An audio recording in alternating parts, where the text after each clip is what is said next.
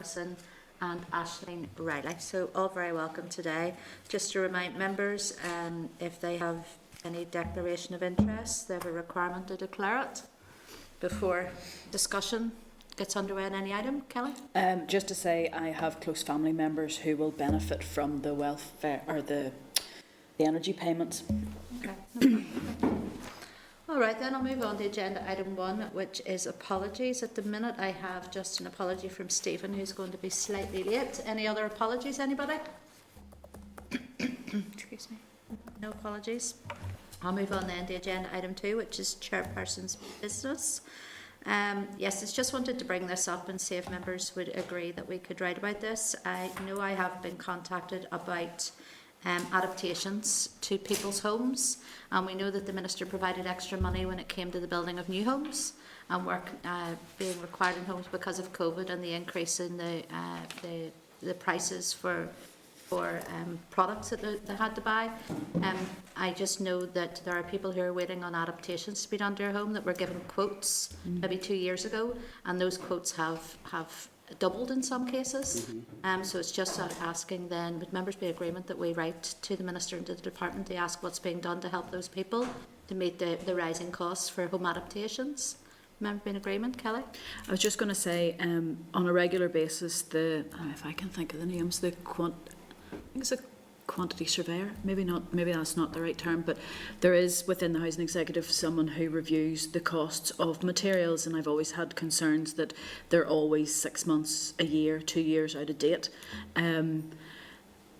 It's, as well as the increasing cost of materials, we could perhaps include in that a schedule for the review of those pricing, because even before the current increase, there was anomalies happening where builders were quoting prices that seemed to have no bearing on what was permitted. And when you looked at the quotes that came in, all of the builders were in a similar price range, but what was being allowed was way out of reach for people. So if we can ask for when that schedule of updates for the pricing list that the Housing Executive used for the Disabled Facilities Grant is updated. We can do that. Andy, you want to come in? Yeah, Chair, if we could also just seek clarification. I've been made aware of a number of people who have been having adaptations carried out, and I don't think there's been any consideration as to those who were already in the system, and the costings obviously had increased. I know that there is consideration for an uplift for those who hadn't commenced, but those who were already on their way, I don't believe there was any consideration, so we could seek clarity on that as well, please. Yep, absolutely. So members all agreed with those added points as well? Yeah. Agreed. Okay. Chair, just on that point, the Housing Executive were reviewing the Disabled Facilities Grant. There was an anomaly that had come in where if you were a family that had more than one person with a disability, that the fixed amount, so say you had twins, and both of the twins required adaptations, there was an anomaly where it was the house got the amount, but not the individual child. It's for an update on that review and policy. If maybe we could ask for that if we're getting that information as well.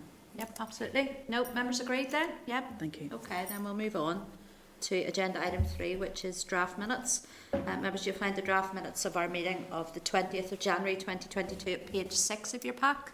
Are members content to agree the minutes as drafted? Agreed. Yeah, agreed. Okay. We're moving then on to agenda item 5, because agenda item 4 was, we managed to get that business finished yesterday, so that was fine. So then, we'll go to agenda item 5, which is matters arising. Members, you've been provided at page 20 with a departmental response in relation to changing places. In the 2021-2022 Access and Inclusion Programme, the guidance notes were amended to include an appendix which set out a list of those projects that were eligible for funding and those which were not. This included a reference to changing places. In the 4 years that this programme has been running, 7 of the 11 councils have successfully bid for funding for changing places. Whilst it is wholly a matter for councils to decide which projects it brings forward for support under the programme, officials will continue to actively promote the development of changing places as part of its future consultation with stakeholders. Members, any comments or content to note? I was just going to say, this list shocked me whenever I got it through exactly what all could be the grant could be used for. I'm just wondering, we have an expert panel commissioned by the Minister to look at the disability strategy. I'm just wondering if we could, if it's permitted, to send this communication to that expert panel to ask them if what's in this appendix is enough or needs to be added to, or is there things in it that are no longer appropriate, just to make sure that that's up to date. Okay, we can check if we're allowed to share the information, and certainly we can do that. Any other comments members wish to make, or content then that we move on?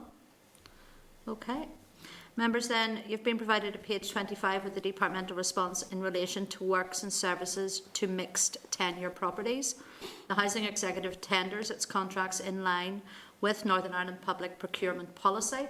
The cost of works and services charged to leaseholders are based on the tendered rates of the appointed contractor. All planned scheme works are completed by contractors appointed as a result of a tender procedure, and this includes the blocks and premises that remain in the ownership of the Housing Executive, but where sold flats are also situated. The charges for these works are apportioned based on the attributed works to the sold flat as defined in the flat lease for that particular property. The yearly general service charges are calculated based on the services and works provided to the communal parts of the block of flats. These are apportioned by the number of flats in the premises that benefit from these services and works. For works and services carried out to an individual flat, the full charge will be applied. Members, this is the ongoing saga to do with tenders for people that live in our flats, masonettes, throughout our constituencies. I'm still not 100% that we've been given all the information we need to around these tenders and how the Housing Executive actually apply those tenders.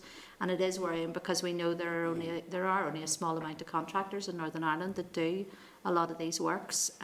So that surely is not good for the tendering process. What I was going to suggest to you, I know what I'd mentioned it at Chair's Business last week, about having Gronulon and Housing Executive up to give us a briefing on the budget going ahead. We could also ask them if they would be willing to answer some questions around the tendering process at that stage, rather than continue to write back and forward at the minute. We know that we're going to get them in hopefully within the next 2 or 3 weeks, or maybe, well, not in the too distant future anyway. So members be happy enough if we continued the conversation with them via an evidence session rather than letter. Any comments anybody want to make on that? Yeah. I was going to say, I'd be interested if Gráinne came and brought with her whoever's in charge of maintenance and so on, because awarding a contract and taking a contractor's word for what the costs are is not the same as doing a bit of market research to see what somebody outside of that contract could charge. You know, if you went down the road to the local building firm and asked them, you know, there could. We always talk about government being effective and efficient, but for these tenants, or for these owners, is that effective and efficient? I'm not sure. So if they could bring their maintenance people with them, that would be a good help. Okay, thanks, Kelly. Andy? Yeah, no, Chair. I've been in touch with the Executive on this on the past. As said before, I have a number of constituents who've been raising this with me. They actually have a dedicated leasehold department that deals with all this. So there's a leasehold manager who might be useful to come to the committee and just talk us through it. I know I've met with them in the past on this. Yep, no, that's a good suggestion. Okay, anything further on this? Are members content that we progress this in the way that we've discussed? Yes? All right, okay. I'm going to ask you to turn to page 26. We'll see a response from the management of Regina. Here we go. Chally, is it? Yeah. I apologise for my pronunciation. Absolutely do. It's queries on the closure of the facility. In the summary, the response states that the current management team have been addressing 2 major issues since early 2020, and unrelenting annual and accumulating loss in the accounts and a building suffering from years of neglect. It is with regret that the Management Committee identified no option but to cease operations. This very difficult decision was forced upon them by the professional assessment relating to remedial works, which concluded that the building was not fit for purpose and estimated a minimum of £400,000 over 2 years was required. for corrective action. At no time was the decision to close indicative of there no longer being a need for the homelessness facility. Even if full capacity funding was available today, the building would still have to close for remedial work over a prolonged period. Members, again, any comments on that? Are they content to note? Could we forward this on to the department to get a response from We them? have a response. The next part actually has a response from the department, isn't that correct? Yeah. I'll go on to it and then sure we'll bring you in. So we've got a response from the department regarding the prospective closure. The response states that the decision to close was taken by the Board of Trustees. The Housing Executive are responding to the decision quickly and in the best manner possible. Minister and department officials have engaged with them on this repeatedly. Departmental officials met with Paul Maskey MP and representatives of Unite and expressed Minister Hargey's concern about the trustees' decision and emphasised that the department would consider proposals provided by the Legion of Mary. So it seems there has been a lot of ongoing conversation has been going on here. I just don't know how it ended up in the state that it did, you know, and why it wasn't looked at much sooner. But members. Well, that's the problem I have with that response, is it doesn't deal with the fact that this is a place that is specifically for women. So the department hasn't said what their strategy is for homeless women. So this obviously is an external, you know, it's not part of the department's thinking. So if this has to close, where are those homeless women going? I think that's where I would like the department to tease that out. You know, it has gotten a terrible state and it needs so much money to be fixed, and it's sad to say that, but if the board have taken the decision to close, and it sounds like there's a heck of a lot of money needed to be able to reopen again because of the state of the building, it's just what is the department doing with those current residents or the places that are available for women? And I think I mentioned it to you last week under Chair's business that the Housing Executive are concerned when the COVID money ends at the end of March to do with homelessness. That equates to, I'm nearly certain it was it 900 placements will be lost. So, and then as you say, this on top of that as well, that's problematic. So yes, I think we could ask that around the homelessness strategy. What is their strategy for women? Because many of these people that have utilised this service would be unable to go into a mixed facility or otherwise. So we can ask those questions. Annie, did you want to come in there? No? No, Chair. I would agree exactly what Kelly's saying, and there is a particular issue here right across the board. I'm deeply concerned, and I've seen it in recent times in families in East Belfast having to be moved tens of miles away from their home location, and there's little consideration. I appreciate the Housing Executive have little option, but you know, schooling, etc., and the additional cost to the family budget to try to get from point A to point B every day, and it's just unaffordable for people. You're quite right. Okay, well, look, we can ask those questions of the department. That's fine. Are members content that we move on from that? Yeah? Mm-hmm. Okay, members, you've been provided with a departmental response in your tabled papers regarding the Supporting People 3-year strategic plan and COVID-19 recovery plan 2021 to 24. The response states that members will be aware that the Housing Executive have been developing a Supporting People 3-year strategy and COVID recovery plan. The strategy is now at a stage where it is ready to enter into public consultation phase. The strategy is due to launch on Monday, the 31st of January. So members, if you see the attached copy, just to let you know that that is under embargo until it is released on Monday, so you have that in your table papers. Any comments on that as well, or content to note at this stage? Content to note? Okay. All right, members, we're going to move on then to agenda item 6, which is a departmental briefing on energy support, and I note that we haven't got any of our people in yet to give us our briefing. So I'll maybe whiz on then to, let me see, because we've got lots of SLs, so can we do that, yeah? Yeah. Okay, can I move you on then to agenda item 10, which is SL1 Energy Payment Support Scheme Regulations, Northern Ireland. Sure. Can I ask we hang fire on that? Can we Yeah, I think you might be right. Yeah. Okay. We'll move on to agenda item 11 then, which is SL1, the mesothelioma lump sum payments, conditions and amounts amendment regulations, Northern Ireland 2022. You'll find that at page 96 of your pack. Members, you'll know this is one of those statutory rules that relates to annual upgrading. We have it every year. So can I ask if members any comments? Are they content for the department to proceed to make the rule? Content. Thank you. We'll move on then to agenda item 12, SL1, the pneumoconiosis, etc., Workers' Compensation Amendment Regulations, Northern Ireland 2022. You'll find that at page 100. Another one, again, that is an annual upgrading. Are members content to for the department to proceed to make this rule also? Content. Yes, content, thank you. Moving on then to agenda item 13, SL1, the Social Security Benefits Upgrading Order, Northern Ireland 2022. You'll find that at page 104. The order is the principal statutory rule giving effect to the increased benefit rate. It sets out the rate of contributory and non-contributory benefits together with the various premia which form part of the income-related benefits. Members, any comments or the content for the department to proceed to make this rule also? Content. Okay. We're still waiting, so we'll carry on. Agenda item 14, SL1, the Social Security Upgrading Regulations, Northern Ireland 2022, is at page 112. These regulations contain technical provisions in consequence of the upgrading order and are replicated each year to ensure the correct implementation of the increased rates. Again, any comments? Are you content for the department to proceed to make this rule? Content. Content, thank you. Agenda item 15, which is SR 2022-000, the Welfare Supplementary Pension Extension Regulations, Northern Ireland 2022. Members, you'll find a copy of this rule at page 116 of your packs.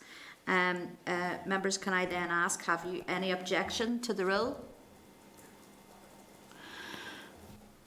This one causes me a few problems because the purpose of, as it says on page 117 in the explanatory memorandum, this is to provide a new expiry date of March 2025, but it removes the expiry date of 31st of March 2020. So imagine from 2020 until now, under the budget, that's been covered.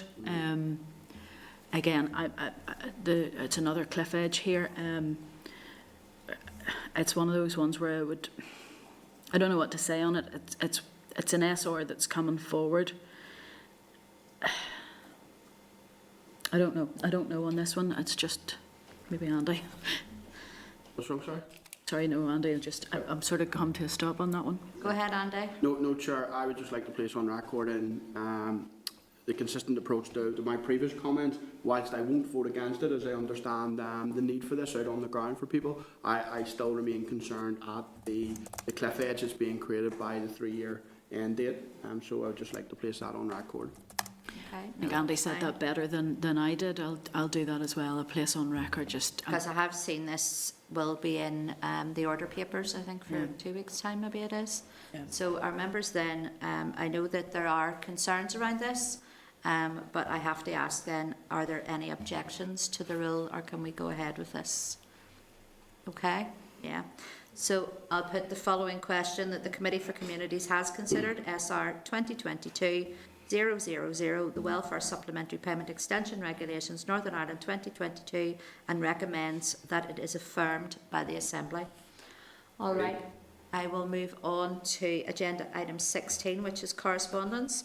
Members, the correspondence memo is at page 129 of your packs. I want to draw your attention to page 183, which is correspondence from the Finance Committee in relation to SL1, the housing-related functions of the Department of Finance, exercised by the Northern Ireland Housing Executive, Regulations Northern Ireland 2021.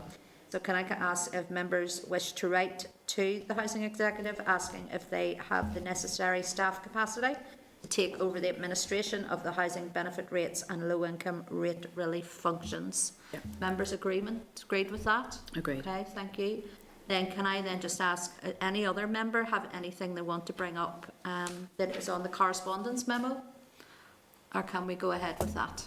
Agreed? Yeah, agreed. All right, I'm just checking here for people. I'll go to forward work programme then.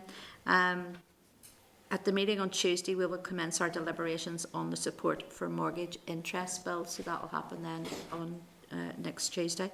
Hopefully members will not have to continue our 2 days a week for too much longer, and we'll maybe even be very fortunate and be able to move to a 10 o'clock start at some time, which would also be good. but we'll wait and see. So we will, okay, there's only 2 more items left on the agenda. We've got Anne McCleary is now with us. We're waiting for David Polly and Gareth Kelly. So can I just suggest then, if we could just, I suppose there's no point us all sitting here looking at ourselves, we'll just take a wee short break until we get the other two witnesses in. Thanks. This is the Northern Ireland Assembly Committee Room 29.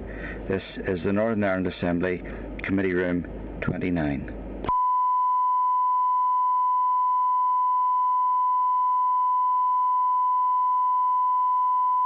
This is the Northern Ireland Assembly Committee Room 29. This is the Northern Ireland Assembly Committee Room 29.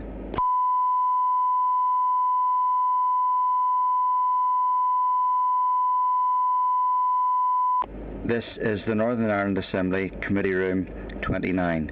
This is the Northern Ireland Assembly Committee Room 29.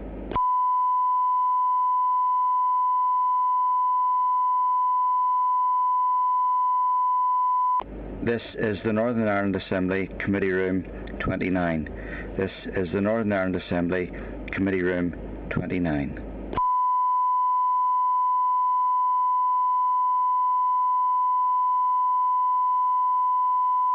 This is the Northern Ireland Assembly Committee Room 29. This is the Northern Ireland Assembly Committee Room 29.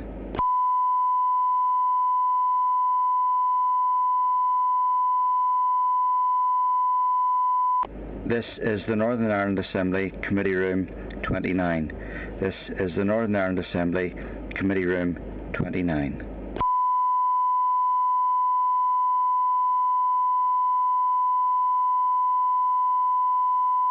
This is the Northern Ireland Assembly Committee Room 29.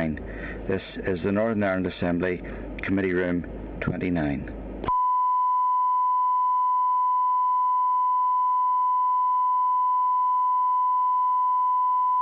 This is the Northern Ireland Assembly Committee Room 29. This is the Northern Ireland Assembly Committee Room 29.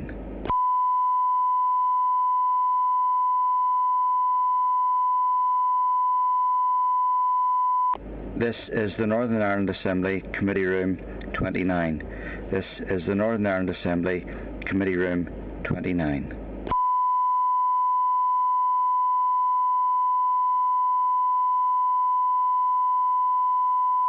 This is the Northern Ireland Assembly Committee Room 29.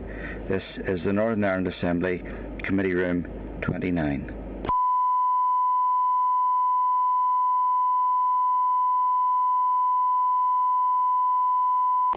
This is the Northern Ireland Assembly Committee Room 29. This is the Northern Ireland Assembly Committee Room 29.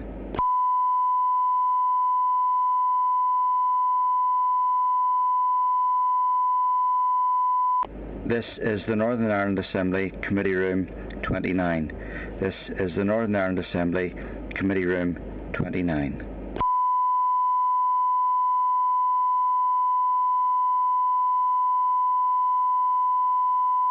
This is the Northern Ireland Assembly Committee Room 29. This is the Northern Ireland Assembly Committee Room 29. This is the Northern Ireland Assembly Committee Room 29. This is the Northern Ireland Assembly Committee Room 29. This is the Northern Ireland Assembly Committee Room 29.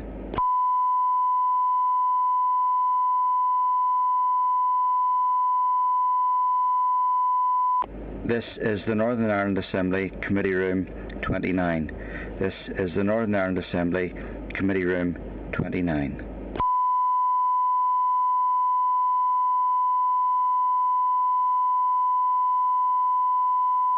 This is the Northern Ireland Assembly Committee Room 29.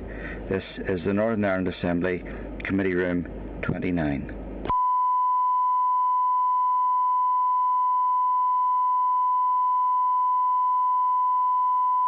This is the Northern Ireland Assembly Committee Room 29. This is the Northern Ireland Assembly Committee Room 29.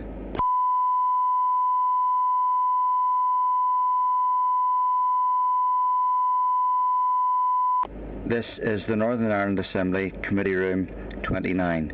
This is the Northern Ireland Assembly Committee Room 29.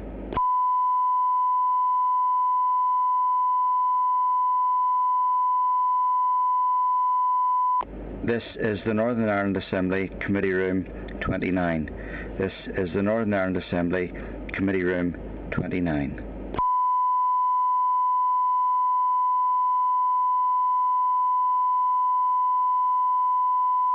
This is the Northern Ireland Assembly Committee Room 29. This is the Northern Ireland Assembly Committee Room 29.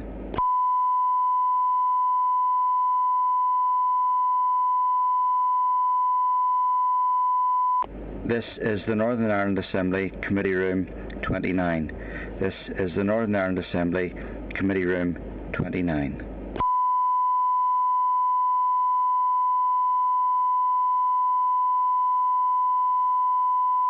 This is the Northern Ireland Assembly Committee Room 29. This is the Northern Ireland Assembly Committee Room 29.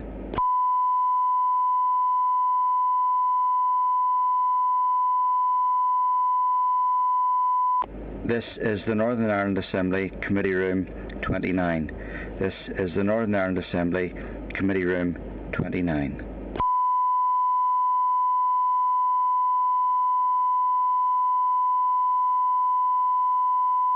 This is the Northern Ireland Assembly Committee Room 29. This is the Northern Ireland Assembly Committee Room 29.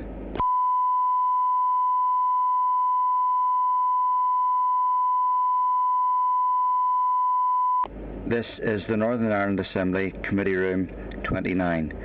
This is the Northern Ireland Assembly Committee Room 29.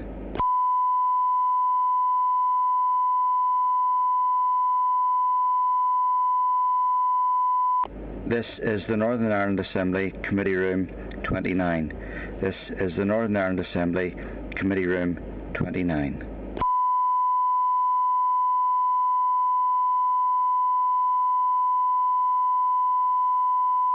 This is the Northern Ireland Assembly Committee Room 29.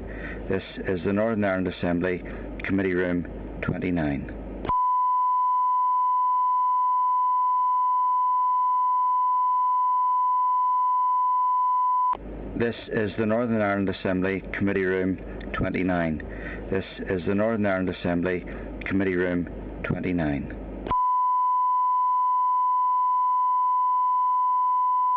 This is the Northern Ireland Assembly Committee Room 29. This is the Northern Ireland Assembly Committee Room 29. This is the Northern Ireland Assembly Committee Room 29. This is the Northern Ireland Assembly Committee Room 29. This is the Northern Ireland Assembly Committee Room 29. This is the Northern Ireland Assembly Committee Room 29.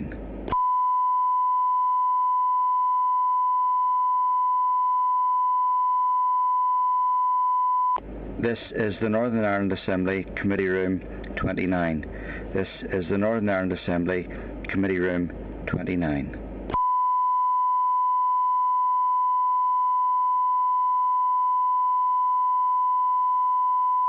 This is the Northern Ireland Assembly Committee Room 29. This is the Northern Ireland Assembly Committee Room 29.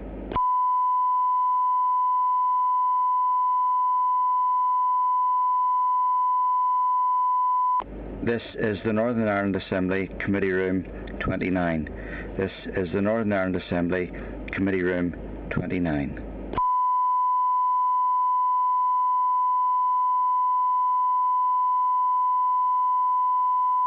This is the Northern Ireland Assembly Committee Room 29. This is the Northern Ireland Assembly Committee Room 29.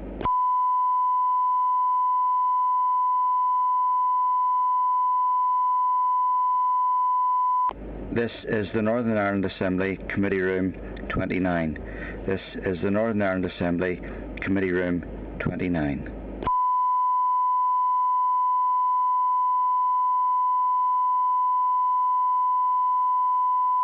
This is the Northern Ireland Assembly Committee Room 29. This is the Northern Ireland Assembly Committee Room 29.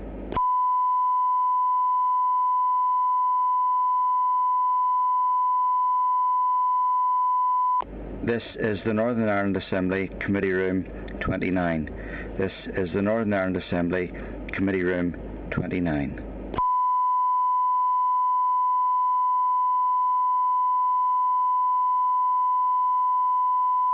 This is the Northern Ireland Assembly Committee Room 29. This is the Northern Ireland Assembly Committee Room 29.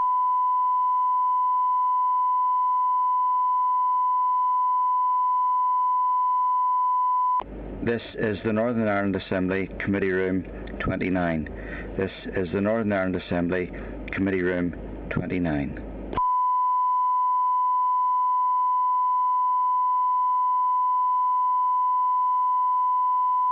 This is the Northern Ireland Assembly Committee Room 29. This is the Northern Ireland Assembly Committee Room 29.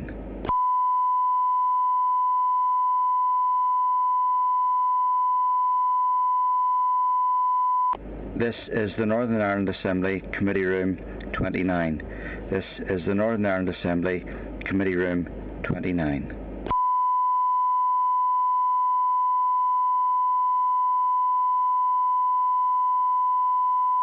This is the Northern Ireland Assembly Committee Room 29. This is the Northern Ireland Assembly Committee Room 29.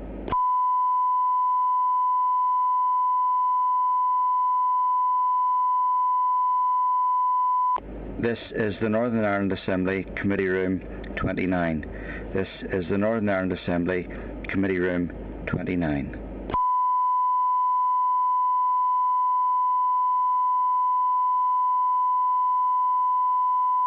This is the Northern Ireland Assembly Committee Room 29. This is the Northern Ireland Assembly Committee Room. Okay, folks, welcome back. We're going to move then on to agenda item 6, which is a departmental briefing on energy support schemes. Members, you've been provided with departmental replies on the breakdown of the £120 million of energy support scheme funding and queries on funding to address fuel poverty, starting at page 30 of your packs. Can I welcome the meeting today then David Polly, Anne McCleary and Gareth Kelly. David, is it yourself then is going to brief the committee? Gareth, want to start? Oh, Annie, Yes. you starting? Gareth. There you are. I could have got that. It was choice is 3. It was twice wrong. Gareth, go ahead. You're all very welcome. Thank you. In terms of the background, the global wholesale energy prices, and in particular gas, they're obviously increasing at an unprecedented rate, and domestic consumers have seen their energy bills rise as a result of the impact of these prices on the domestic market. These unprecedented energy price rises have meant that those who are already struggling financially are facing added pressures. Going back on the 2nd of November, the NI Assembly agreed to a motion on rising energy costs and called for a means-tested winter energy emergency fund to be created to help those in need. The Minister for Communities advised the House that the FC officials at that time were seeking to develop a scheme and that the department would bid for the 13.8 million of the Barnett consequential of the UK Government's Household Support Fund, but that to provide the meaningful support, more funding would be needed. Going forward then, in terms of the Energy Payment Support Scheme, on the 13th of January 2022, the Minister for Communities announced a 55 million scheme to provide support to those people who, without additional help, may struggle to heat their homes or pay their energy bills. This scheme will provide a one-off payment of £200 without the need for an application process to around 280,000 people on low incomes and receipt of specified means-tested benefits. Individuals will be eligible for this payment if during the qualifying week, Monday the 13th to Sunday the 19th of December inclusive, they were in receipt of one of the following benefits. And those benefits: pension credit, universal credit, income-related ESSA, income-based JSA, and income support. Payments will be made to individuals in receipt of one of the qualifying benefits. They'll be identified through scans of the various benefit systems for eligible claimants. What that means is that for universal credit claims, for example, where there are 2 eligible claimants, the scan will pick up that both individuals and they'll both receive 200. the legacy schemes where there's a couple claims, but there is only one claimant there. Therefore, the scan that we're relying on will only pick up the eligible claimant. They'll receive the £200. In relation to the regulations, the Energy Payment Support Scheme regulations NI 2022 will make provisions for the EPSS scheme to be introduced. The EPSS will provide key financial support to a significant number of individuals across a diverse range of benefits. And given the need that this is practically possible, it wouldn't be possible for us to widen the scope of this scheme without this having a significant impact on the timing of the payments to be issued. In respect of the consideration of tax credits, officials explored whether it would be possible to include tax credits as part of the EPSS scheme. Tax credits are not a devolved matter, and they're administered by HMRC. The Department for Work and Pensions, who are administering the payments for the scheme on behalf of our department, advised that it's not possible to make payments to those in receipt of tax credits through their payment system. And this is because the tax credits are administered on a separate HMRC system, which is not compatible with the DWP payment system that we're using. Obviously, then, officials engaged with HMRC to determine whether they could make a payment to eligible tax credit recipients on behalf of the department. HMRC officials advised that HMRC would not have the legal powers to make such a payment, and that this would require primary legislation through Westminster. On this basis, it hasn't been possible for us to then include tax credits as part of the Energy Payment Support Scheme. I'm now going to just pass over to David, who's then going to talk through the Emergency Fuel Payment Scheme. Thank you. So on the 29th of December, the Minister announced a £2 million contribution to Bryson's Emergency Fuel Payment Scheme. The scheme was developed by Bryson Charitable Group in collaboration with the Consumer Council and a range of local energy companies in response to the recent and unprecedented energy price rises. This additional funding is vital in providing emergency financial support to vulnerable households to meet their energy costs and where it is essential to protect people's mental health and physical well-being.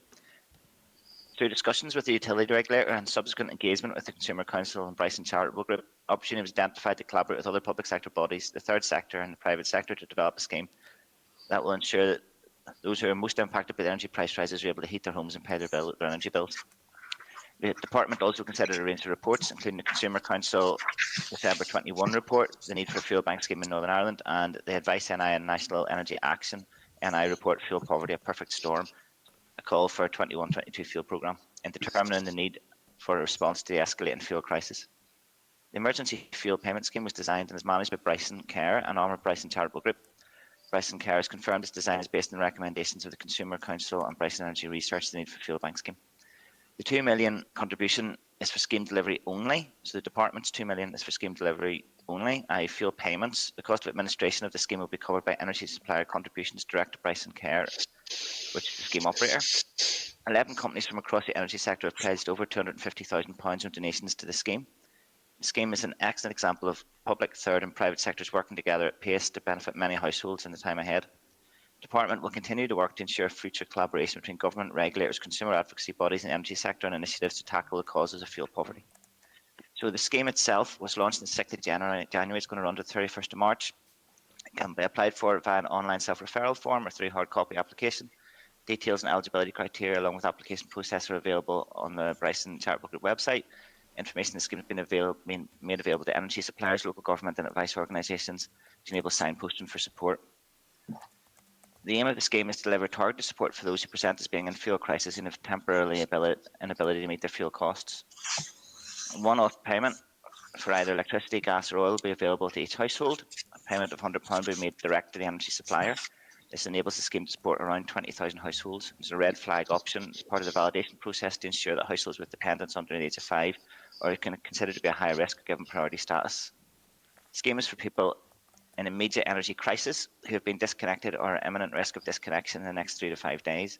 There is an income ceiling which aligns the DFC's Affordable Warmth Scheme, which is a gross annual household income of less than 23,000, but it doesn't include disability living allowance, personal independence dependent carers allowance or attendance allowance, or have recently been made unemployed or awaiting confirmation of benefit, first benefit payment.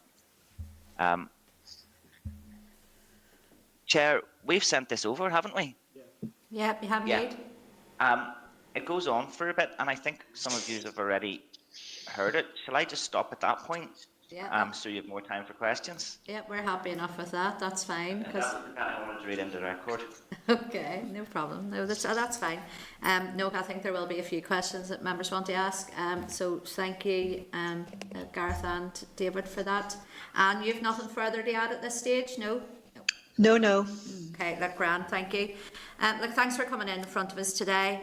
I suppose one of my biggest bugbears is the fact that we have a cohort of people that are unable to apply for this. So we have a cohort of people who are just above, for the Bryson scheme, are just above that threshold of the income cap. And then in the most recent scheme, we have people who are receiving tax credits.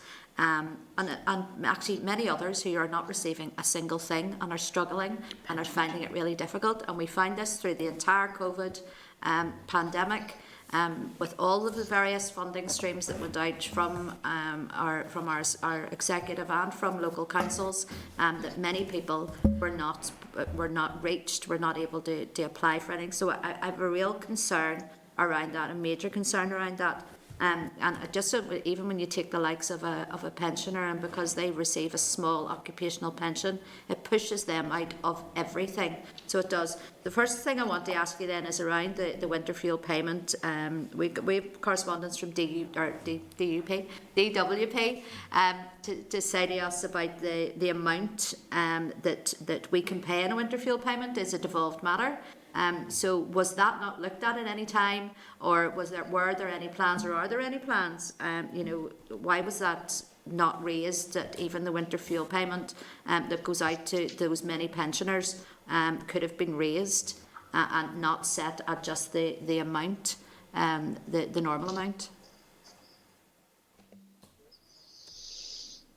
Anybody?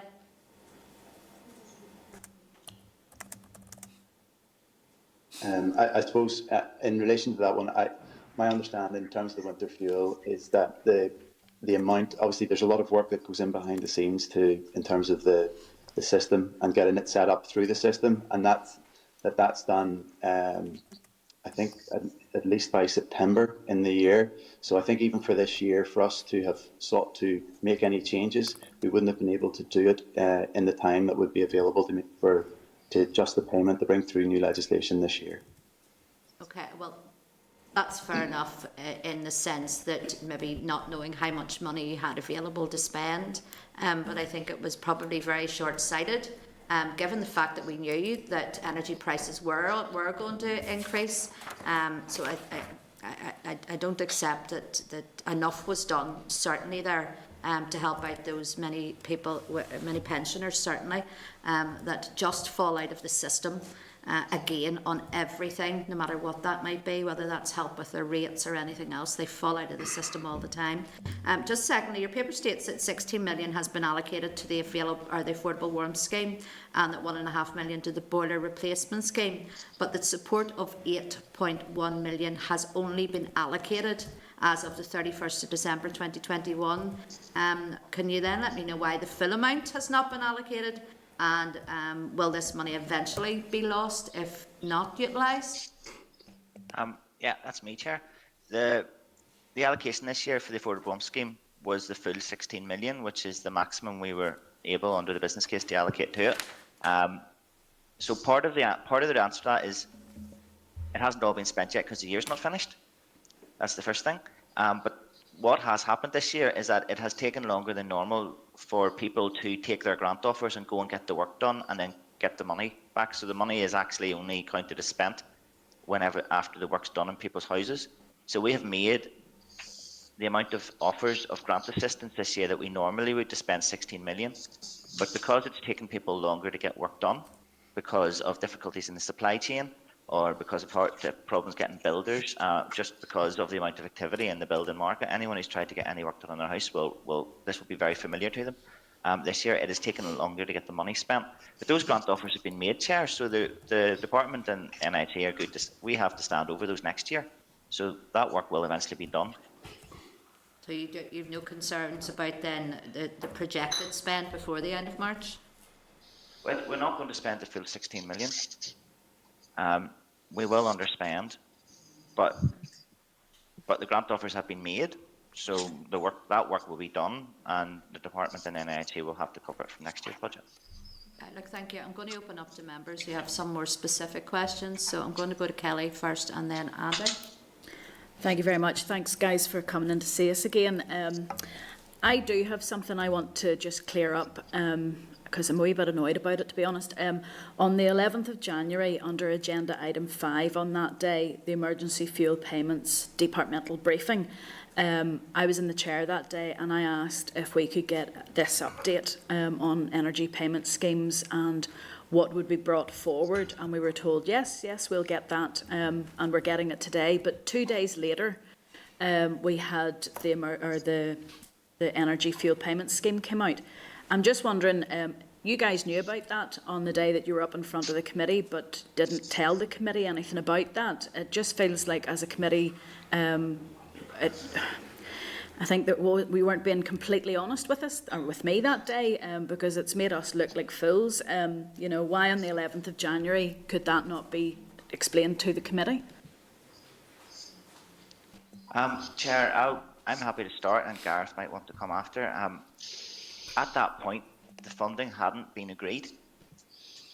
It had not been agreed, so we were unable to confirm that this payment would happen. Yeah, no, that day I asked very clearly what was in the pipeline, what you were thinking about providing, what could be provided, and what was being provided. Under that, we could have been told. It just feels like the committee were getting an update that day on the emergency fuel payments. We asked what else was coming up, and 2 days later there was an announcement. A rather large announcement. Yeah. I mean,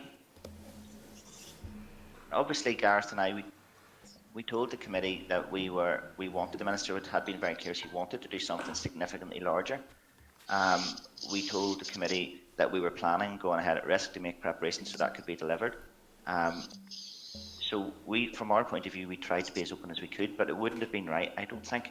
Not least because the BBC recorded a lot and broadcasted, for us as officials to go forward and say that, you know, what we thought might happen whenever DOF and the executive hadn't actually signed off the funding or indeed the agreement to the potential scheme, which happened 2 days after. Now, I know it all happened very quick afterwards, and there's only a few days in it, but it wouldn't have been right for us as officials, I don't feel, to say what we thought might have happened, and it might actually have caused difficulties in getting those two executive agreements. So there couldn't have been a confidential note sent through the DALO to let the committee know, given the fact that we had asked and you were just about to launch that? I don't know about, I'm not sure about that procedure. Well, all I'm saying is, as a committee, it made us look as if we were sitting here, that the department were withholding information that obviously on that day knew exactly that this was coming up, because press releases and everything were all prepared, everything was all ready to go. To be honest, it's disappointing. All I will say at this stage is, I asked you on the 11th of January, and then there was a £55 million energy fund launched on the 13th of January. I feel like I've been made to look like a mug. And to be honest, we're here not just to scrutinise the Minister, but we're here to support her. And I feel like that's not a two-way thing at the moment, but we'll move on now. Sorry. Just to kind of come in on that one as well, just to say that it was very last minute whenever we were advised that our paper was on the agenda for the executive meeting on that Thursday.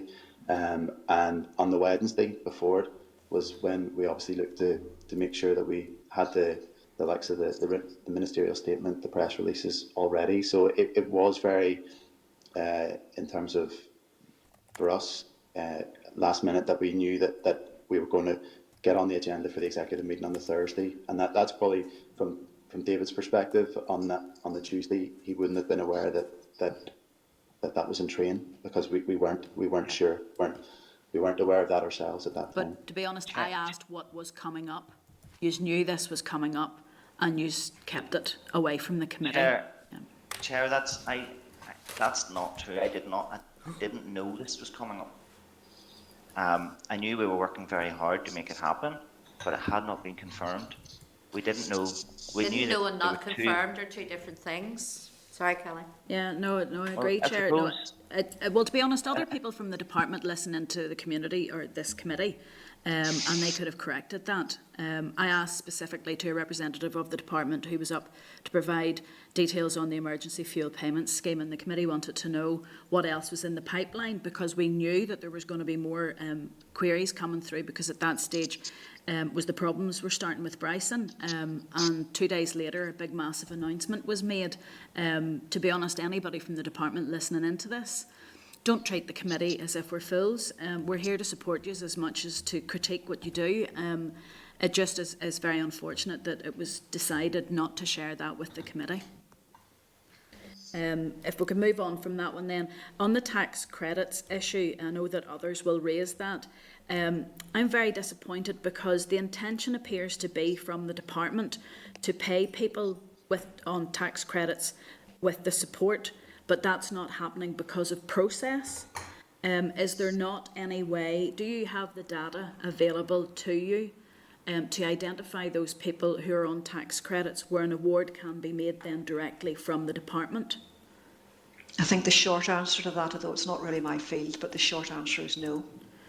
Okay, We don't have so it. this is data protection and processes really preventing this from going forward.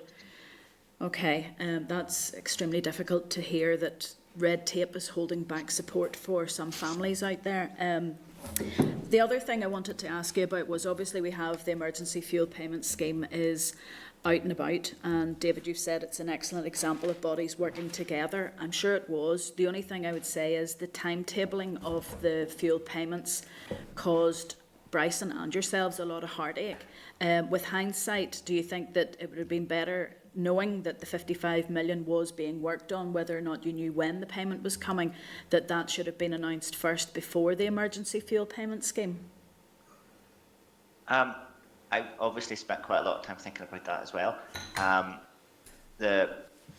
We couldn't have announced it until we knew the money was confirmed.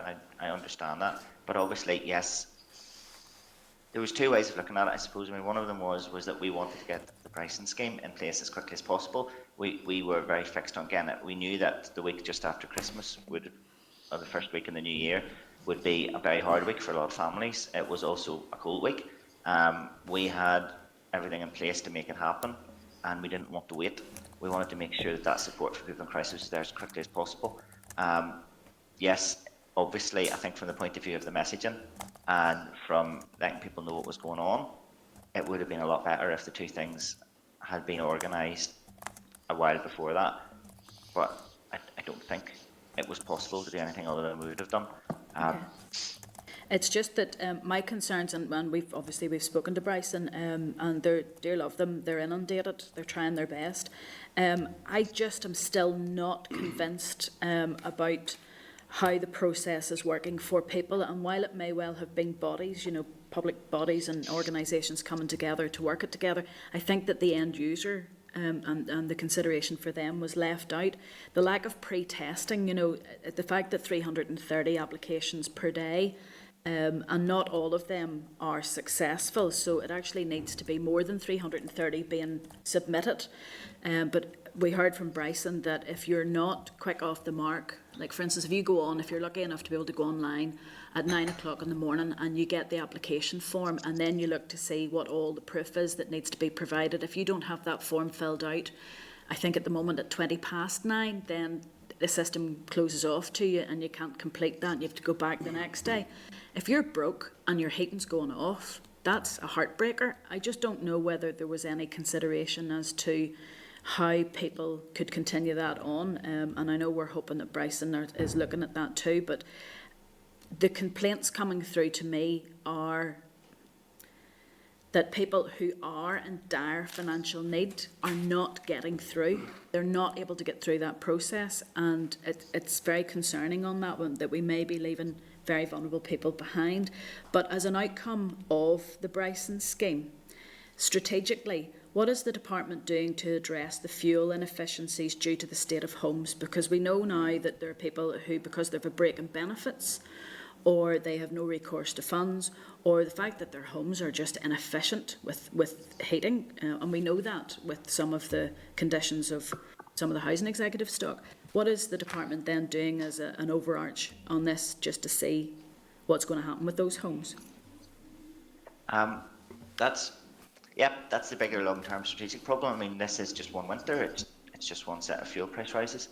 So, I mean, we have the Affordable Warmth Scheme, but the Committee for Climate Change has a report which says that grant aid for the fuel poor needs to triple, and we need to increase our insulation. But there is rather a lot going on. But I mean, just to try and to run through some of it quickly, the department is going to review its fuel poverty strategy next year to start work on that. That will align with the green growth and the new energy strategy. So we need a new way of thinking about how we do it.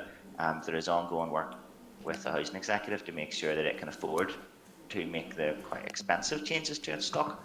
I think the committee's been briefed on that, and the minister is looking to make an announcement before the end of the mandate on the way forward on that. We're working in the private tenancies bill. As you know, there's the famous Schedule 2, which is the energy efficiency regulations. So that will help to increase the energy efficiency of the private tenancies, which house a lot of our most vulnerable people and have a lot of the least energy efficient housing. Chair, Here. I'll come to an end shortly, but just as you said there, David, the fuel poverty strategy next year, we're going into a 3-year budget period. So if the fuel poverty strategy has recommendations next year, does that then mean that that sits unable to be funded until the end of the budget period when bids can be put in? We have a bid in to increase our investment, but it would come after the end of the current Affordable Warmth Scheme, which runs for, I think, 2 more years into that budget period anyway, up until September. So it would happen at the tail end of that as we prepare to transition into a new scheme. I think one thing that we've learned about the Affordable Warmth Scheme in the past, and even given the problems this year, is that you can't just throw money at it quickly. No matter what you do, you can't throw money at this quickly. It's about capacity in the construction sector and the retrofitting sector.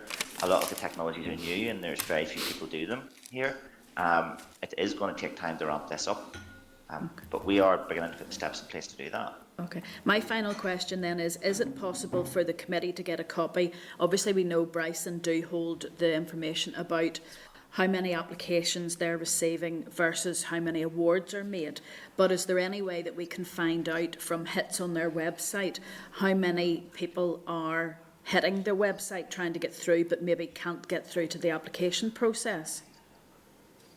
I can get that off Bryson or get Bryson to send it to the committee, but I could give you a quick update at the minute. I mean, do you remember you said at the start that they were only taking 350 applications a day? Yeah. They've now settled in and their processes have got better, and their staff now, are bedded in, and they've brought in some extra resources, so they're now actually able to take enough applications to make sure that they can help 350 households every day. So at the minute they're helping 350 households every day, and they're taking more applications, whatever number of applications it takes to get to that point.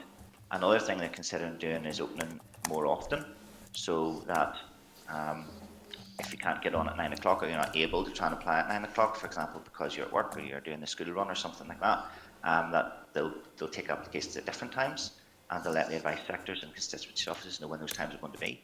And in terms of how quickly they're getting support to people, and this is one of the more important aspects of it, whenever we were designing it, in almost all cases, the support is with the customer within 24 hours. Oh no, I heard that. I heard that on the radio. The account, the gas account within 24 hours. Yeah, I heard that on the radio this morning. Yeah. But I'm just wondering if we would be able to... things are working a lot better and are going really well in the scheme. If you were to let us know through the dialogue what you wanted, I can pass information on. Yeah, it's more those. We know that people are, well, because the other fuel scheme has come out now, the pressures are down on the scheme, but I'm interested to see, I know that Bryson have increased in order to meet the target that they have agreed with the department, but it's how many people are not able to get through, and that can be told through the hits on the website, or the hits on that particular page. So that's the sort of stuff we're looking for, but that's all I have now. Sorry for taking up so much time, Chair. Thank you.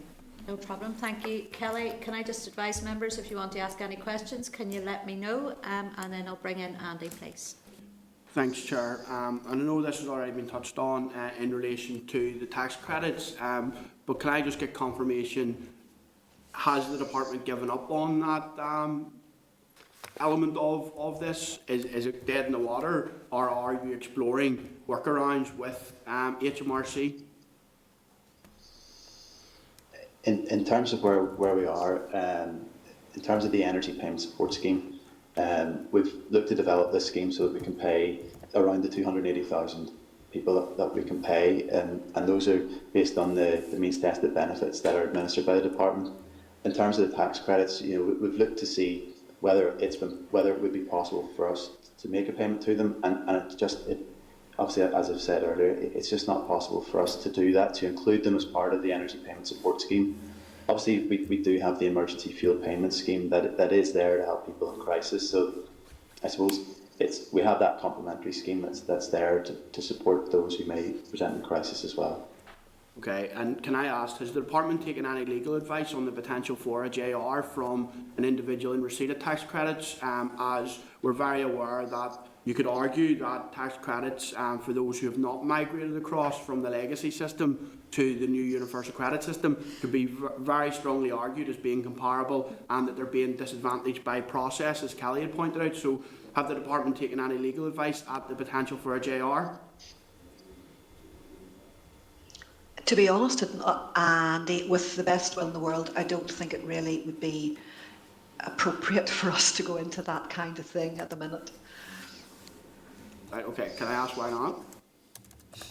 Well, just because legal advice is something that we wouldn't be discussing outside the department. Right, okay, so I've taken legal. we have a situation whereby a huge cohort of people have been left out of a scheme, and basically, that's what it is. I'm not happy with this, and this causes me deep concern in relation to the SL1 when we move forward. I'm a firm believer of where there's a will, there's a way, as we've shown, and working with the department quite constructively with the war pension mobility supplement in relation to the COVID heating payment. So I would, again, as I did then, encourage the department to go away, give this serious thought and consideration, and look at how they can include those in receipt of tax credits in this scheme, because I believe it's deeply unfair that they're not included in this scheme. And if that means not making the payment through HMRC and coming up with another payment process, I believe that needs to be achieved. Can I just ask then, in relation to somebody who is not in receipt of ESA, and if we take, for example, a war pensioner who has a war pension by virtue of their service in the armed forces, they may well be in receipt of unemployability supplement, which by virtue of being in receipt of that would then make them ineligible to be in receipt of ESA, but they could be. So will the department take that into consideration, given that that person would have an underlying qualification potentially for ESA, but they've removed themselves out of that by being in receipt of unemployability supplement?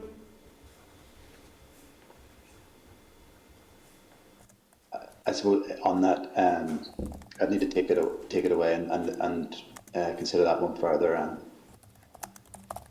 Okay. Can you keep us in the loop of that ASAP, given we're being asked to consider the SL1 today? Yeah. Can I ask then, just to slightly pivot, and then what other options of support were considered outside of the energy payment support scheme? I suppose in relation to that, and it was looking at it and saying, how can we make a payment to people without an application? This was obviously, we see with the emergency fuel payment schemes and discretionary support that the need for an application, and we've looked to see how can we get support out there as quickly as we can without people having to apply. When we've looked at what mechanisms are available, obviously with the COVID-19 heating payment scheme that we ran last year, we obviously that experience shows that there was a payment scheme or payment mechanism available to us potentially through DWP, and for us it was looking at that and saying that is the best option that we have that will enable us to make a payment to those people who are in receipt of the specified means tested benefits, and to get that payment out as soon as is practically possible. So that's really, when we considered the options, that was the option that really stood out for us. Okay. Sure. I just want to come back to the point in relation to the JR stuff, and I appreciate it. Don't want to labour to the point, but I'm deeply concerned that whether even in a confidential briefing, we need to be informed whether the department has taken consideration of this, because if there is a potential of a JR in that respect, the department are aware of that, and we're being asked as a committee to scrutinise and then authorise an SL1, I believe that we should be given confirmation, even in a private session from the department, to say that they've considered this, and the legal advice is this or that. I think we're entitled to be aware of that. I firmly believe the department may disagree, but that would be my viewpoint on that. Andy, sorry, can I just mention that, of course, there has been an equality screening of this, which would look at equality issues. So that should give you some reassurance on that. Okay, I'll leave my questions there, Chair. Thanks. All right, Andy, thank you. I have Paul Free and then Mark Durkin. So, Paul. Yeah, thank you. And I've been listening very interestingly to the conversation that we've had with regards to the relationship between the committee and the department. And I'll come on to that in a wee minute. But can I just let you guys know that I have a very high base of disgruntlement with regards to the department, but not only the department, to be fair, the government here, and the agility to assist people in this regard with regards to fuel poverty. And I will say this, it's only by the grace of God that we have had a very mild winter and autumn. Or that bill, the cost of fixing this for folk would have been much, much higher. And like every winter, there would have been a lot more deaths around fuel poverty. So that's how serious I take this issue, I really do. And to be honest with you guys, as an individuals within the machine, I have every sympathy for you guys, because I think the machine's broken. You guys aren't, it's the machine. On the point about Kelly raised about the engagement with this committee, I do not take anything that you've said there as being of any credit with regards to the relationship with this committee. And I'll tell you why. And you may be victims of political play as much as anyone, but whenever you guys were talking about, and your minister was talking about the £20 interim payment for universal credit, you were all over it. You were all over this committee, but yet you didn't have a bid successful. So you could have, even in closed session, given us all details around the energy payment support scheme. There is absolutely no excuse why members of this committee did not see in advance any of that detail before you were successful in a bid. Because when you want to play politics, your minister will come out all the time about what her intentions will be. But yet, you kept this committee in the dark, and I'm fully behind the chair and the deputy chair in this regard. The way this committee has been treated on this one single issue is contemptible. It's really, really poor. And if you had all you had to do was cloak it up, you could have asked and requested for a closed session, and you could have warned us, pre-warned us, that any information that you'd be giving out should remain in this room. And it would have been on us, the integrity and the honour would have been on us to keep that secret. And I'm sure, knowing the members of this committee, that would have been the case. So there's no excuse at all for not giving us that information. And again, I go back to my point where I just don't believe this system of government is agile enough to help and assist where it really needs to be in this scenario. We're looking at a therm of gas, normally 50p. The week before Christmas, it was sitting at £4.71. So from 50p to £4.71. That's the scale of the problem. And of course, whilst not everyone is in gas, not every household is in gas, we get our generation of energy mostly from gas. It costs this week about £700 to fill an oil tank, which is a massive increase. Now, there's nobody that needs help is going to be filling any tanks anytime soon. They're going to be going with jars. And that's even more of a cost if you were to work that out, if you were to multiply those jars into a full tank, you'd be paying probably 3 to 4 times that to fill your tank. So, or maybe even more, to be fair. So I have sympathies for you with regards to the scale of the problem and how this department can manoeuvre to fix it. I really do. But then I have no sympathy for you at all when you don't give this committee the due regard and respect that it should, and you do not give them the information that they require, and they have specifically asked the question about what was coming down the pipeline. I sat and listened to it. I was here. And we were told, zilch, niet, nothing. And that's just not good enough. There's going to be a question here somewhere, Chair. So can I ask again, I am very concerned about the tax credit piece because once again there'll be a lump of people out there who are suffering and struggling and who are not able to avail of the other aspects of support that we would offer. So is there anything now in the pipeline, and not only for the remainder of this winter, because it still could turn really cold by the end of January, beginning of February, and even into March and April, because remember we've had big snow and freeze, a big snow in April over the years. So is there anything more in the pipeline that is being considered that would catch more people? And again, and also the volume of the support, because £200 isn't to be laughed at, no doubt, and it will go some way to helping people.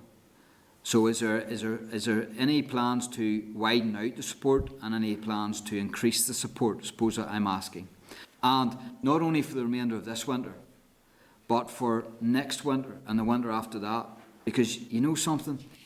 Winter doesn't sneak up on us. It hits us every single year.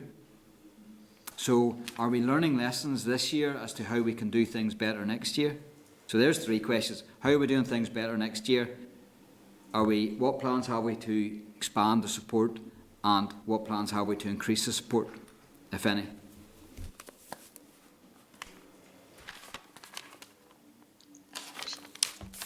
And you look like you're about to start. No, I'm not. No, okay. Well, I'll start with the next year and the years ahead one, shall I? Yes, I mean you're right. It shouldn't be a surprise that winter happens every year.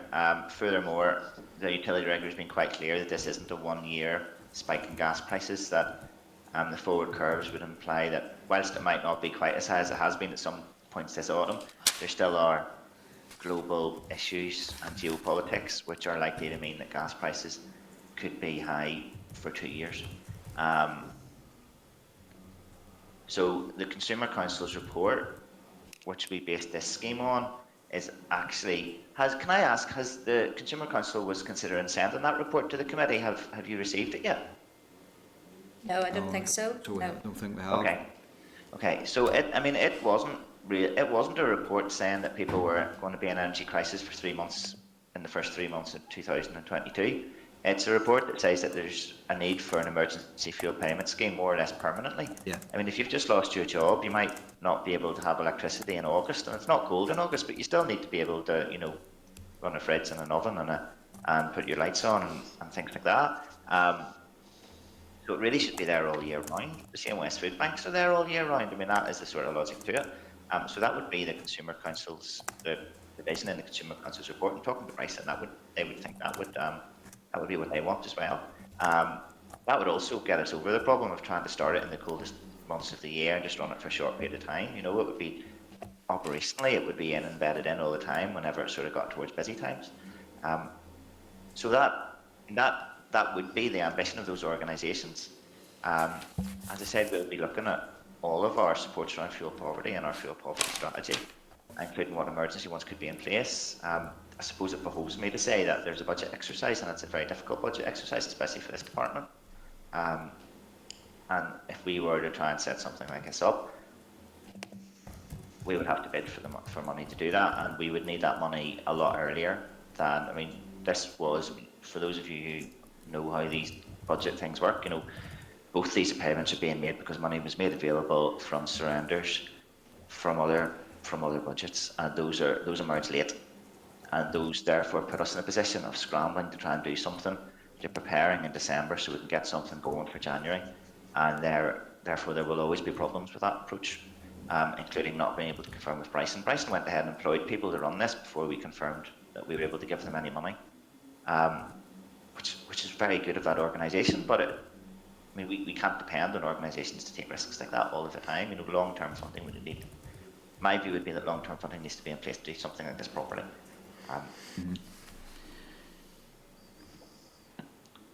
Okay, so that's the long term, and I agree 100% with you with regards to all year round, because we rely so dependently on electricity in our home to eat and to wash, not only to heat. So that is, I'm 100% with you there, that there probably needs to be an all year round aspect of support, especially when there is hardship, and especially whenever government does silly things with regards to emergency legislation that puts people under real hardship in other ways. So there has to be that thinking all year round. Can I ask then about the immediate weeks and months? And bearing in mind, you're quite right, it should be all year round, but it looks like we're not at a plateau stage yet with regards to rises. We're going to see, and the utility regulator warned even this week, I think they expect in the coming weeks for energy prices to go up a further third. Now, I don't believe that will be the end of it. When you look at the geopolitical aspects of Russia and China, and liquid gas in the oceans and piped gas. So are we really in a position where we're geared up to come out the end of this crisis, whenever it is, whether it's in 2 years' time or 5 years' time, geared up to the point where we can support our people as best we can?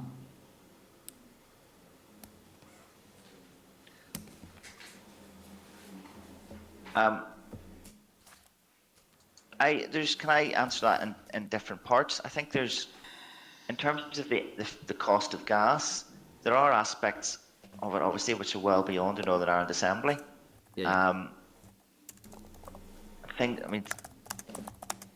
know that the Minister has a meeting in the British Irish Council Energy sector, so she's accompanying the Economy Minister, and she wants to discuss what could be done at a broader level, because a lot of this is coming down to local assemblies. Wales and Scotland as well are struggling with the same thing, within our limited resources, and with, as has been said, our payment mechanisms are linked to DWP. Yeah. If it's not happening in England, we're asking them to do something additional.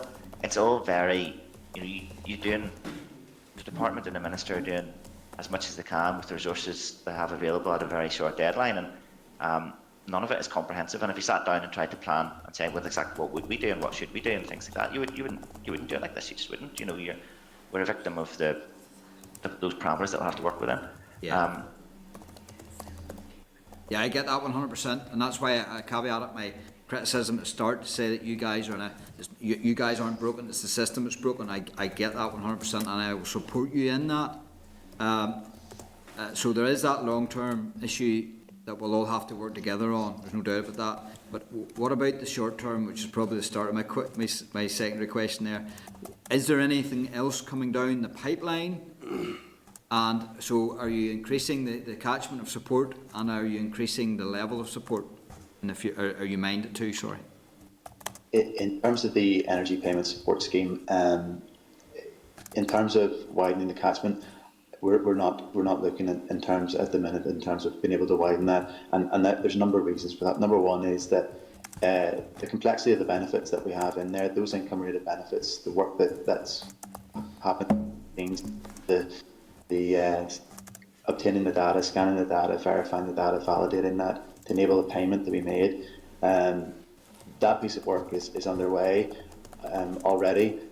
It wouldn't be possible for us to widen the scope of the scheme without significantly impacting on the timing of the payment. So in that respect, it's not possible. The other thing then is obviously we're fitting in with DWP's work plan to be able to deliver this scheme. In terms of the level of the payment, there's no plans to look at the changes in terms of the amount that's being paid. Okay. Again, and I have complete sympathies, the government isn't agile enough to help every single person. I get that, but it goes back to the 2nd of November and the debate we've had. I've been frustrated ever since and forlorn because I just don't believe that we have the capacity or the capability, or even, to be fair on you guys, the funding to resolve this adequately for people. So I'll leave it there, Chair. Thank you. All right, thank you, Paul. If we could bring in Mark Durkin, please, Mark.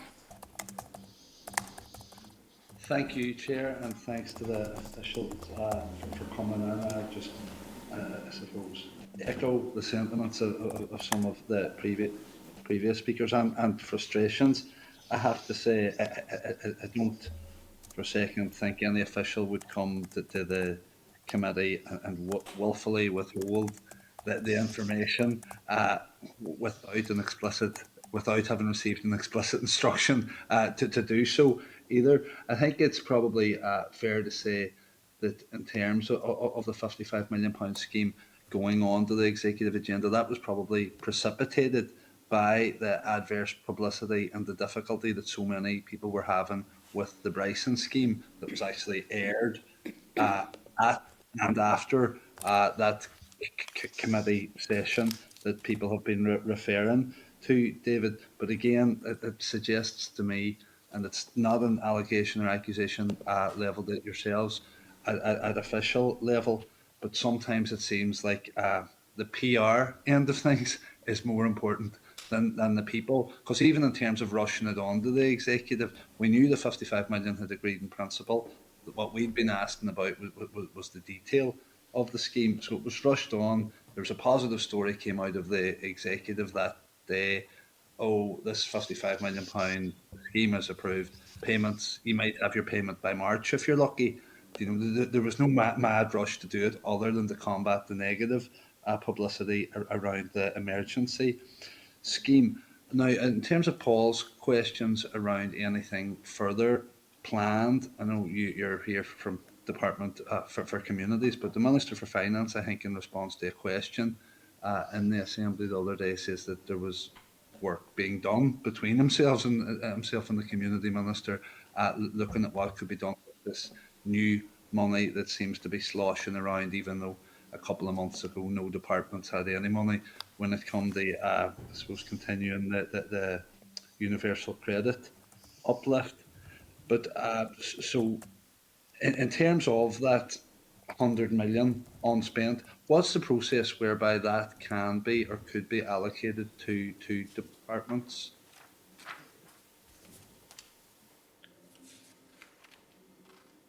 I mean, this isn't, obviously we work in different bits of the department, the bit that does budgeting, but I suppose bits of various different, all the departments were asked to make bids or to come up with spending proposals. At this time of year, it's quite short notice and quite difficult. Can I cover, I mean, in terms of the Bryson scheme, shall I start with that? So that, I mean, we saw that, and so we considered whether or not we should make more money available to the Bryson scheme.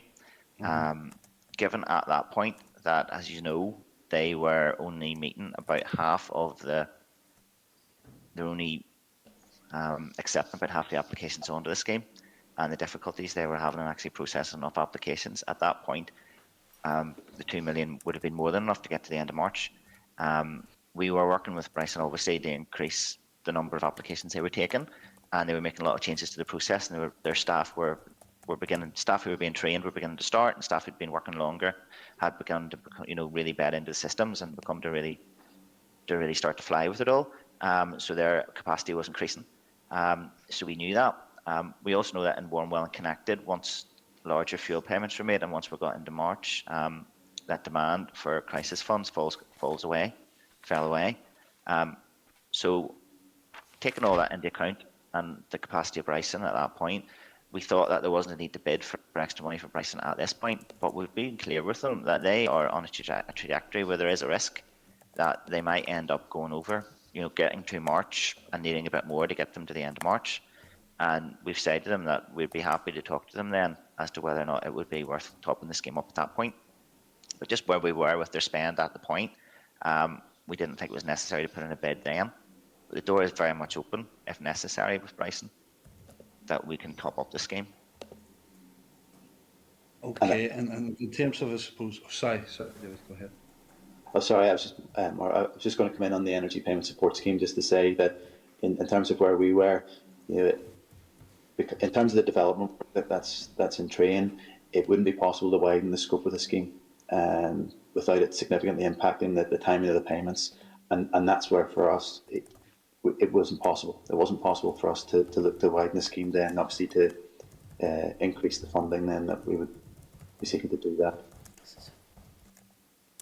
Yeah, and I guess, David, with your housing hat on, just wanted to reflect anger that's been expressed to me from social housing tenants who feel that they were kind of frog marched down the road of getting converted to gas and losing the ability or the choice even to heat their homes other ways. And I'm not saying anything else is or any other fuel sources are impervious to the price increases either. We know that's not the case, but they feel extremely They have what they have. Yeah. And even some of the systems that have been put into homes, I think of in the Craigan area of my own constituency, where I'm no expert in terms of the technology, but where the gas boiler, you still need to turn it. It's a separate system. It's not a combi system. So to get hot water, you're still having to have the gas on for a couple of hours, which absolutely flies in the face of the rationale of having put it in the first place, and it's costing people a fortune that they do not have. Excuse me. I don't know, just in terms of, I suppose, the social housing stock, do you know what percentage of that now is gas? Not off the top of my head. I'm sure we could find out for you, though the easy way to find out is a house condition survey, and it's out of date now. But it is the housing executive's policy to put gas in where it's available, for lots of reasons, but including that for most of the recent past, oil prices have regularly spiked to be much unaffordable. So, I mean, you're right. This spike in gas increases has actually kicked away the foundations of quite a few things. It's also, I mean, gas emits half as much carbon as an oil boiler. So one of the things which has driven the reduction in carbon emissions from our 1990 baseline has been the transition to gas. So I think they reckon, I talked to the oil industry and they reckon that, less than 60% of houses now have gas. People are still getting gas installed in my street, but at the minute it is temporarily more expensive than oil. Now, if that is going to become a long-term thing, quite a lot of longer-term policies, the rationale for them starts to ebb. And it also, if looking at our trajectory towards 2050, it does introduce all sorts of challenges. If lower carbon technologies are more expensive than higher carbon technologies, I mean, we need to have another think about how we get people to transition towards lower carbon. I fear again on the housing end of things, and this is from a conversation I had with the guy this morning. That's what kept me late getting onto the meeting. That he's actually going to do some renovations of his own, and he's in a housing executive property. I won't say where it is, but just open up his fire again. That's the way he feels, the road he feels he has to go down to be able to keep his family warm. And who am I to tell him that he can't? Just finally, David, in terms of your view that we should have an emergency payment all year round, absolutely. I think that there should be that support mechanism. And I think you likened it to food banks, the way we have food banks all year round. The sad reality was as if we had a sufficient and strong enough welfare system that we wouldn't need food banks either. And I'm not laying the blame for that at your door either. Don't worry about that. But it just is extremely frustrating. Sometimes we see ministers lauding the success of food banks when food banks are a measure of our failure, not our success. But thanks for that.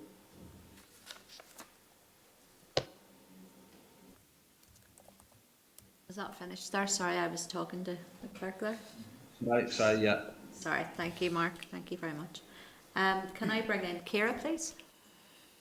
Yeah, David, Anne and Gareth, just thank you first and foremost for coming along with regards to clarifying some of the issues that us as members had. Kind of two areas I kind of want to look at. Obviously, as all members have raised, obviously we've hard pressed working families in relation to the working tax credit, and obviously due to HMRC rejecting the department's proposals.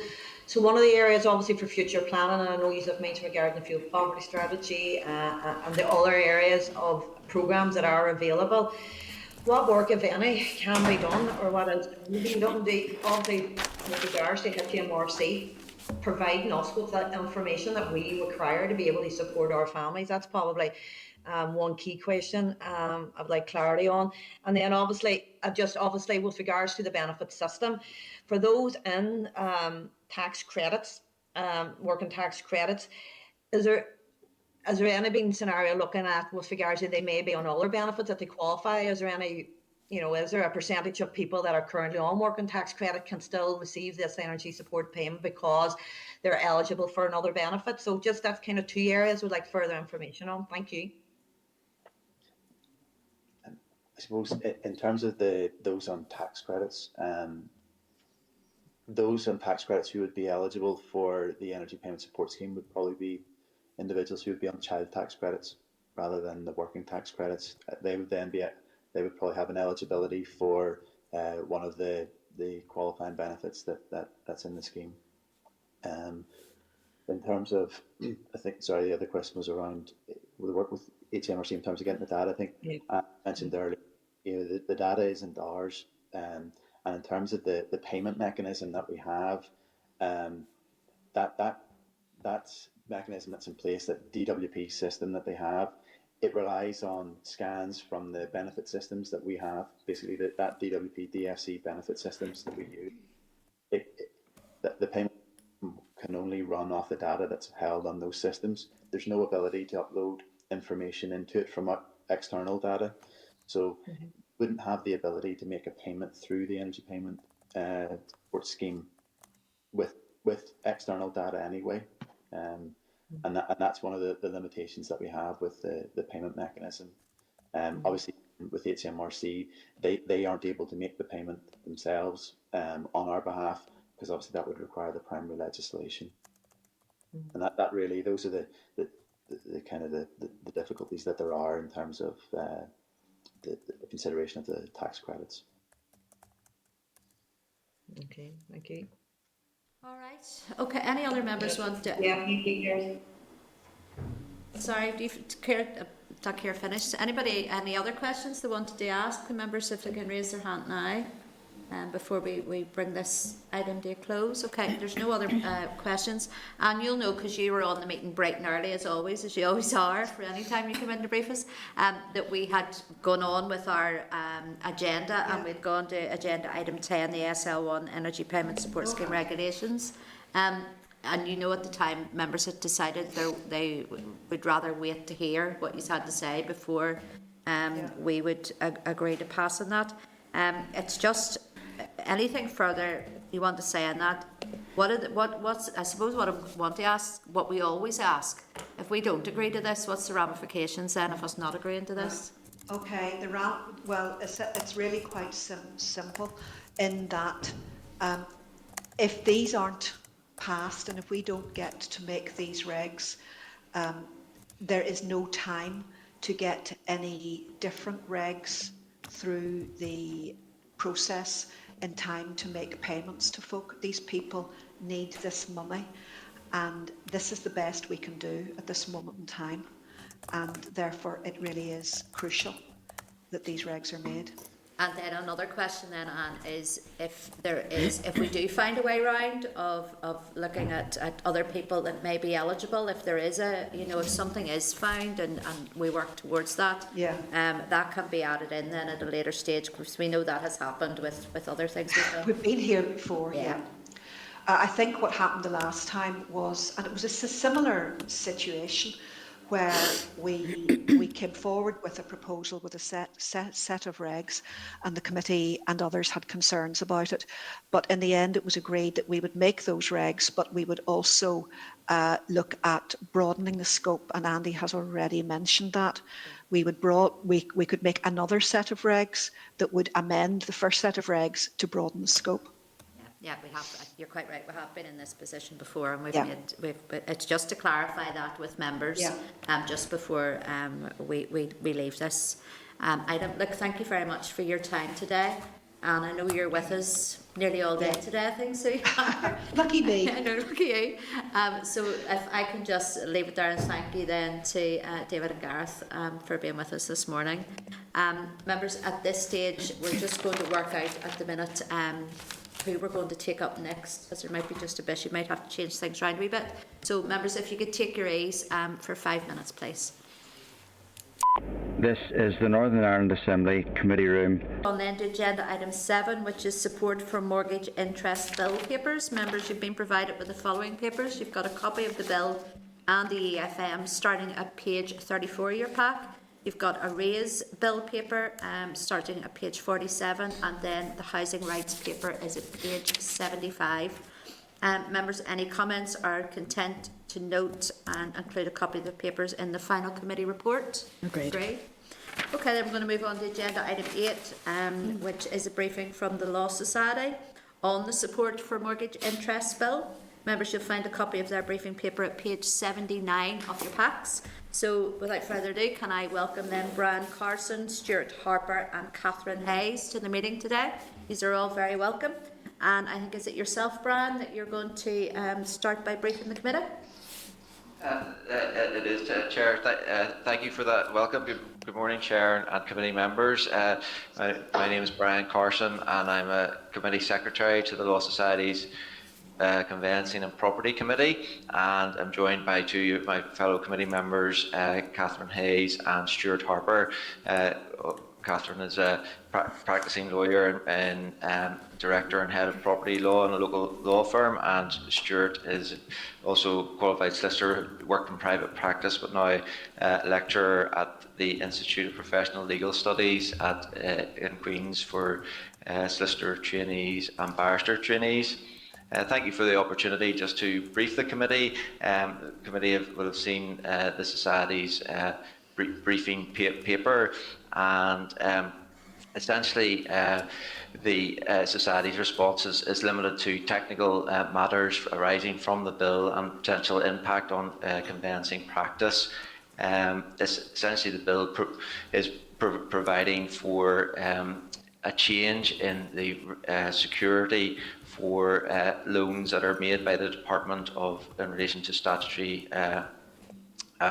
support for mortgage interest, and the change in security is to move from registration of a mortgage or charge against the property in the land registry or registry of deeds to registration of a statutory charge in the statutory charges register. Just arising from that, then there would be a few potential changes for conveyancing practice. Statutory charges, while there is precedent for a charge to be registered in that statutory charges register to secure monies or loan monies, it's not typically the case, and most notices in the statutory charges register are for other matters, such as tree registering restrictions on the use of the property, for example, tree preservation orders or agricultural occupancy conditions. So as I say, it's not common that the charge would be used for statutory charges register would be used for these types of charges for security of money owed. Second, just observation was where it is noted to maintain the policy intention of funds to recover as support for mortgage interest loan being recoverable from any equity. Just an observation that any new regulations and loan agreements paperwork should reflect that, maintain that policy position. The also with the move to statutory charges, if that comes into place, just the societies would flag that the department would need to have processes in place to provide for prompt redemption or repayment figures for the loans, and to promptly apply for cancellation of the charge in the statutory charges register. If a property was being sold, for example, and the entry was on the statutory charges register, that entry or notice would need to be cleared before the sale could be completed to the new purchaser. Issues of registration and priority should also be considered, and again, it's just really to flag that it be in everybody's interest that the department, when a support for mortgage interest loan is made, that the corresponding entry in the statutory charges register is made as soon as possible, and consideration of priority notices is raised as well. A further point would be just around communication. As I say, with the move to registering the charge in the statutory charges register, it would and the resultant potential change in conveyancing practice, it would be important just that all stakeholders were notified of the change, and the society welcomed communication from the department informing them of the presentation of the draft bill before the Assembly. And then just the final point from the Society's response was just around the issue of, it was noted that one of the reasons the department wants to make the change, or a couple of reasons. One, that it's been burdensome to register mortgages in the registry of deeds for affected properties, just to sort of understand that a bit more. But also then they have said that at the moment it's not possible to register the charge or mortgage in a scenario where not all of the legal owners of the property are part of the benefit unit. In other words, but in the statutory charges that should be possible. And just we're not sure from the briefing papers what sort of numbers or proportion that applies to, but potentially just the implication of that is that if you had two property owners owning the property, person A and person B, and the person A was in the benefit unit and claimed for the support for mortgage interest loan, and the statutory charges entry regarding that loan was put in the statutory charges, that would affect the nature of the ownership of the property between person A and person B. If they held it as joint tenants, that the joint tenancy would be severed, and that would affect B's position regarding the property. And it was just to really to raise that and to see what provision might be made in that regard, whether it's notice being served on person B or just to address that issue. Okay. Brian, is that you? Yeah.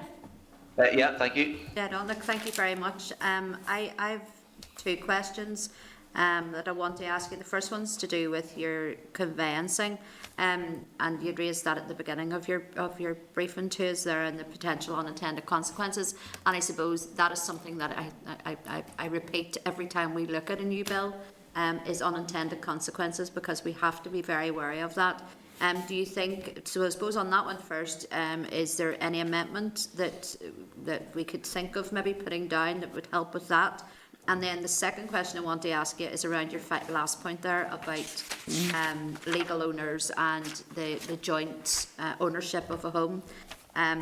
It starts to flag up to me some issues around financial abuse could happen, and lots of other things where a couple who've maybe recently separated, and there's all of that. I mean, we all know how long it takes to go through a settlement in a separation, and then on to a divorce can take years.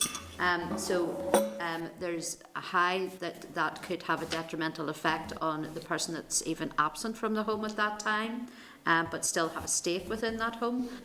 So it's just, and then there is also the issue of financial abuse that we know that happens, where one person or one partner within a relationship may not be aware of issues that are happening because they are being, financially abused in some way. So it's just around those questions. Is there anything that you feel that we as a committee could look at possible amendments or ways around dealing with that? I think just to take the questions in order there, in terms of the amendment to the bill for conveyancing practice, I'm not sure that there would be in that sense that might be addressed under secondary regulations and the loan agreement paperwork. The society would be willing to work with the department on that. As I say, there is precedent for charges, statutory charges, to be registered to secure money owed. I think that it'd be fair to say this society is just mindful that the department wouldn't sort of move to this kind of approach in all cases, because the primary focus would be for monies where monies are owed, for them to be secured by way of charge or mortgage on the property, but because that is the preferred place, or the place that most people will go to look for those mortgages and charges, so I think if the case is made that it's just not possible for the department to register, or proving impractical for the department to register mortgages and unregistered property, then that would be fair enough. But it would be important then to address in the secondary regulations the impact on the joint owner. I think that in terms of the matter, the matters raised around financial abuse and those would be, I think, more matters of policy or outworking of the loan application process, and the loan paperwork, and around that, the issue around joint tenancy that we're kind of are primarily focusing on there, and it covers both. Then I guess it's all about being that all owners of the property are on notice of what's happening, and where the parties maybe aren't communicating that to each other. The place for where you will be on notice of what's happening are the various registers. So that's why it'll be important for the corresponding entry on the statutory charges to be lodged promptly, and that's why it'd be important for all owners to be on notice of the loan application being made, and then of the corresponding statutory charges entry being entered. If I am person B and I'm not, I hold the property as a joint tenant with person A. What that means is that if, for example, on the death of person A, their interest in the property automatically transfers to me. If that joint tenancy is severed on person A's death, their interest in the property doesn't automatically transfer to me. It would be distributed in accordance with the terms of person A's will or in intestacy.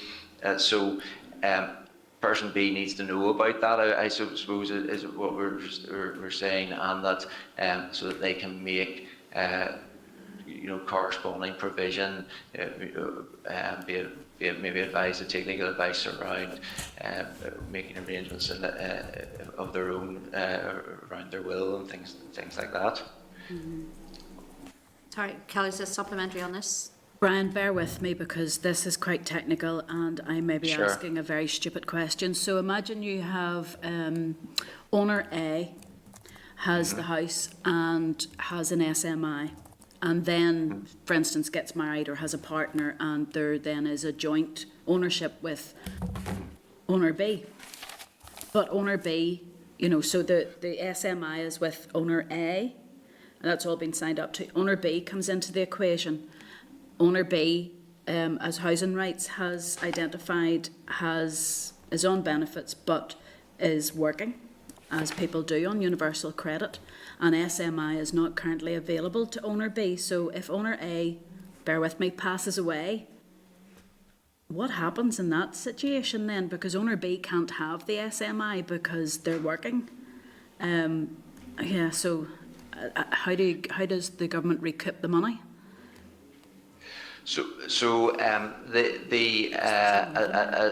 I understand under the current process there that in the scenario that you've very succinctly set out there, person A is the property owner and has the SMI. Under what's proposed on the bill, the statutory charge would be registered on the property. The owner B, just by virtue of marriage or moving in, wouldn't necessarily automatically acquire ownership rights in the property. There would have to be some form of transfer of ownership from person A to person B, to invite person B onto the title of the property. If that didn't happen, person A, I believe under the current provisions, the passing of person A is an event, a trigger event to repay the SMI at that moment if there is sufficient equity. If there's sufficient money in person A's estate or from their interest in the property to repay the loan at that moment, and that would be the point of recoupment at that point. And I guess that's why the department are looking to secure those loans or to secure that by the charge or the whether it be the statutory charge or on the title of the property. So just so I'm clear then, owner A has the property, has an SMI, then later gets married, and if they don't transfer put their owner B, or they don't put B into ownership, then at what would normally happen is, because of the effect of a marriage, then the automatic transfer across to B. But because this is outstanding, then B would have to either pay for the amount out of A's estate or sell the house. To pay it. But potentially, yes, to clear it off the title. Okay, it's also then in my mind. I'm thinking then too. If owner A, in later years, but still has the SMI in play, has to go into residential accommodation or nursing care, and that house then, any assets would be required to help to pay for their care. It's a similar situation then that, so the SMI would have to be paid out of the estate, and any remaining contacts then would have to meet that. Okay. Oh, it's so complicated, Brian. I'm glad you're here. Thank you. Members, I'm going to open up for any further questions. If you have further questions, Kelly, you want to ask at this stage? Well, no, it's okay. Thanks. Just following on from that, because we are painting out through the scenarios. So somebody dies, somebody goes into a care home. What if somebody loses capacity, mental capacity, and there's a power of attorney involved? Even there seems to be a case where there's at a point of crisis, there could well be a secondary crisis, and that being a loss of home. And that's a quite scary outlook for some people, through no fault of their own. So if you were to lose capacity, where does it all sit? And you have a support for mortgage interest loan. I think it'd be fair to say that the scenarios that are being described here will to a certain extent be governed by policy or approach of the department, and in that regard, just to refer to their accompanying explanatory and financial memorandum, where they talk about the loan only being recoverable if there is sufficient equity. So it might be, a suggestion of exploring that with the department in their approach, if members have questions in that regard. From the legal or the technical compliance, or not compliance, sorry, the technical legal position, what would potentially would happen is that the ownership of the property, how it's held, will be important. The existence of the principal loan that the SMI will have been granted in respect of, and the position of the SMI and its security, whether that's a land registry charge of the title of the property or in the statutory charges, and then in terms of the capacity, what the provisions might be in any power of attorney. So there are very many sort of variables in all of those. It'd be possible to cover in every scenario in an answer, but each case would imagine would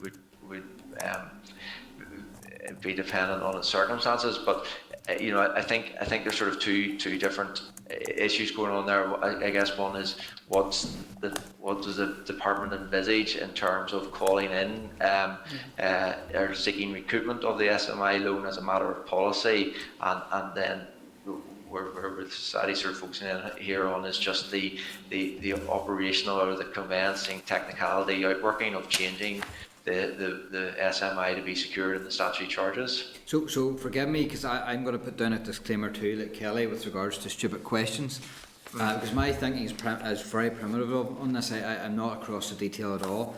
So imagine someone needs a loan, support for mortgage interest. You can understand the way the housing market would go, that a loan is there and always diminishing, but the price of a property is always rising.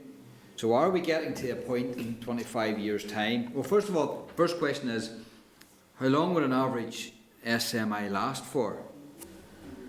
And is it a thing that you can stop and start? I think it says that JSA is 2 years. Under the job seekers allowance, you're allowed 2 years, but the others seem to be longer. Yeah. Go ahead, Brian. Sorry, I was just going to say, unfortunately, I wouldn't know the answer to that. In terms of the length of the SMI, the department might be able to or the department would be able to provide that information, or I could find out and come back to you on it. But just wouldn't know it just at the moment. But is my thinking correct, whereby you would have a loan, you would have support for mortgage interest, which would always, that amount of money will always diminish. The asset will increase in value usually, given the housing market. So at the end of anybody's life, or at the end of a maturing or a calling in, if you like, of that loan, you could see that the property is worth hundreds of thousands, where the value of the loan is thousands. Is that right? So so there may be more ways than one of paying it back, I suppose. You can pay it back in cash. It would be that small amount. Mm-hmm. Yes, no, I think that's right, and yes, and in fairness, that is the what's envisaged here by the department as per their memorandum. The events that trigger repayment of the SMI loan are the scenarios you're describing there: a change of ownership, the death of the claimant, and a sale of the property. Yes. And all those scenarios, the loan agreements from the department, I imagine, will provide for repayment of their SMI loan, and because they have the security of it being on the statutory charges or registered against the title to the property, those events will trigger the repayment being looked at, because a subsequent new owner after any of those events won't want the entry on the statutory charges to stay there, won't want the or the transfer of ownership can't be affected. So yeah, if that helps. Yeah, it does. You've been very, very helpful. I know that some of these questions should be directed to the department, but it's good to get your take on them also, and that's why I'm asking.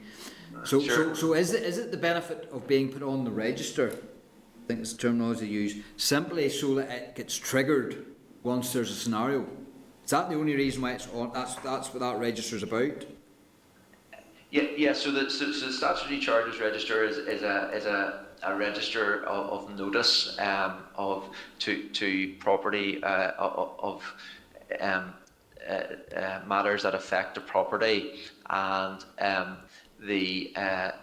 so whenever property is being changed ownership or sold, you would get a statutory charges search, and it will show here a number of things that potentially affect this property. The other exercise when you change ownership of property is you do a search in the title. So you check if there are any mortgages or charges registered against the property, typically to a bank. AM Bank Limited, I borrowed £100,000 to buy my house.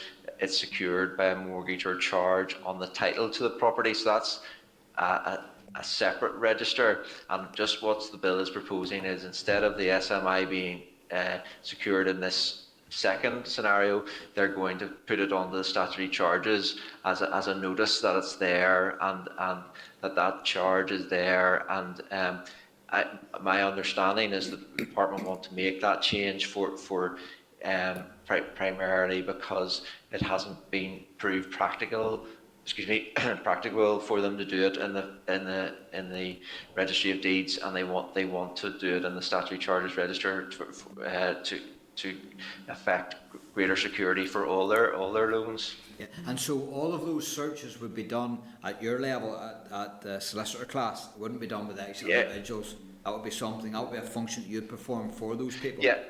Yes, that would be a function as of the sort of added value that the solicitor brings to the conveyancing process. So we would check those, and sort of come full circle. Then that the society is just flagging. Will look, normally when you're doing your statutory charges search, there aren't money owed types of charges on the statutory charges search. They're usually in the land registry or the registry of deeds, and it's just that change in approach. The department, according to their paper, they are saying we need it in this particular instance because of practical reasons for registry of deeds title, and while the department might make its case in that regard, I guess we're just sort of flagging, well, that if you adopted that approach in all scenarios, that might change the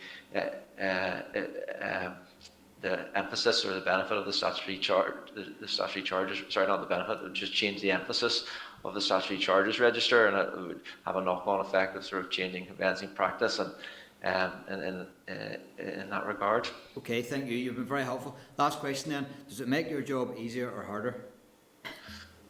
Well, I maybe defer to my colleagues there who are in practice at the moment in society here. I haven't done it. Catherine, would you have a thought on that?